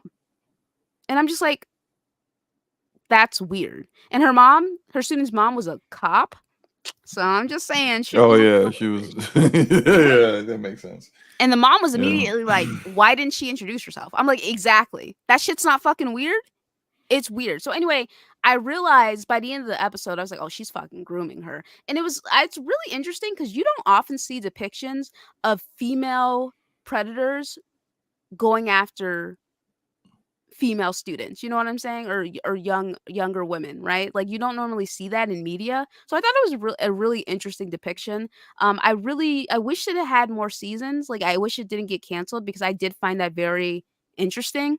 I think it's like the first time I've seen a female predator with a female student in anything outside of like one episode of Law and Order, right? So I don't think I've ever seen that in media before. So it was really interesting. Very dark series, I would say, very very dark. But the acting was very good, and again, it was very insidious, which is why enjoy is not the right word, but it was very intriguing to me. So okay, anyway, so then Meat Puppet, we talked about this earlier, baby. Go ahead and look back to the beginning of the show. But with Xbox shutting down this one studio, do you think they'll shut down more? Yes. Or maybe cancel projects like the Xbox handheld? No, I don't think they're canceling that. No, I think that's still going. Yeah, are there more shutdowns in the future for Xbox? Absolutely, there will be. But if you want our more in-depth answers, you can just go to the beginning of the show, Meat Puppet. But thank you, appreciate my channel members. Thank you so much for supporting me in this way. Shout out to all the channel members who were gifted today. You guys are fucking awesome. Let's go ahead and go through, was I vile a little bit today? Barely, right? I did say some crazy shit. I'm not gonna fucking lie, dude. But yeah, so let's go ahead and go through channel members. So shout out to Capono, Stanley, Arcade, Silverback, Nom, Stone, E-Head, Hero Down Under, Pedro, Dorian, Dwayne, Bounty, Dark Prince, Blade X, Ms. Phantom, Iman, Gregor, Cassie, Autumn, Michael, Blue Moon, Outlaw, Kenneth, Miko, Phil, Lionel, Fonz, Meat Puppet, Yobi, King Metrotron, Corey, and Bandy, Imar, Damien, Mr. Dolo, Tevin, Ronald, Dealer, MJ, Dirk, Scrotum, Lord Renza, Kenny, DC, Big Daddy, Smitty, Sub Negro, Jazzy, Dom, Duckman, Sycamore, Zion, Breesky, Light Strife, Pepitio, Nautical, Jet, Envy, Slomo, and Hannibal. I appreciate you guys supporting me in this way. Shout out to Country Gaming / DC Gaming for supporting me in that way and gifting the membership. Me Puppet gifting the membership. Nothing but love for you guys. Shout out to all of the super chat support. You guys are fucking awesome. Shout out to my channel member super chats and then everyone else. I appreciate you guys so much. Nothing but love for you guys. Shout out to everyone who listened today. Again, listen. Kendrick just got me acting out of pocket. All right, I said a couple of crazy things, just a few. So listen. I shouldn't have said what I said. My bad. But like it is what it is. I said what I said. You know what I'm saying? I try not to get out of pocket anymore for my own sake, honestly speaking. But yeah. Anyway, but shout out to everyone who listened today. Shout out to everyone who's going to listen after the fact. Shout out to everyone who's going to leave comments on their perspective on this. And shout out to my wonderful fucking channel members. You guys are fucking awesome. Got nothing but love and respect for you guys. Shout out to Singer who skedaddled. And then Nautical and Slomo who, despite the struggle to stay awake and the struggle to calm and ease the grumbling tummy, you guys stayed. Grumbling tummy. The grumbling tummy, you stayed. So go ahead, resting Xbox face. Yeah, I'm really hungry, so let's just wrap this up. All right. Peace out, y'all. All right, Nautical. Great show. DPS podcast Thursday 9 p.m. Check us out. Next week, Slow-Mo's channel, gonna be a great time. Enjoy the games you're playing. Enjoy all the fireworks happening in the gaming community. And make sure you hopefully all the devs that were impacted over the course of the last couple of weeks land on their feet in other places. Too much good talent out there to not be utilized in some matter. So with that, enjoy your weekend, guys. Enjoy the games, and we will see you next time. Bye.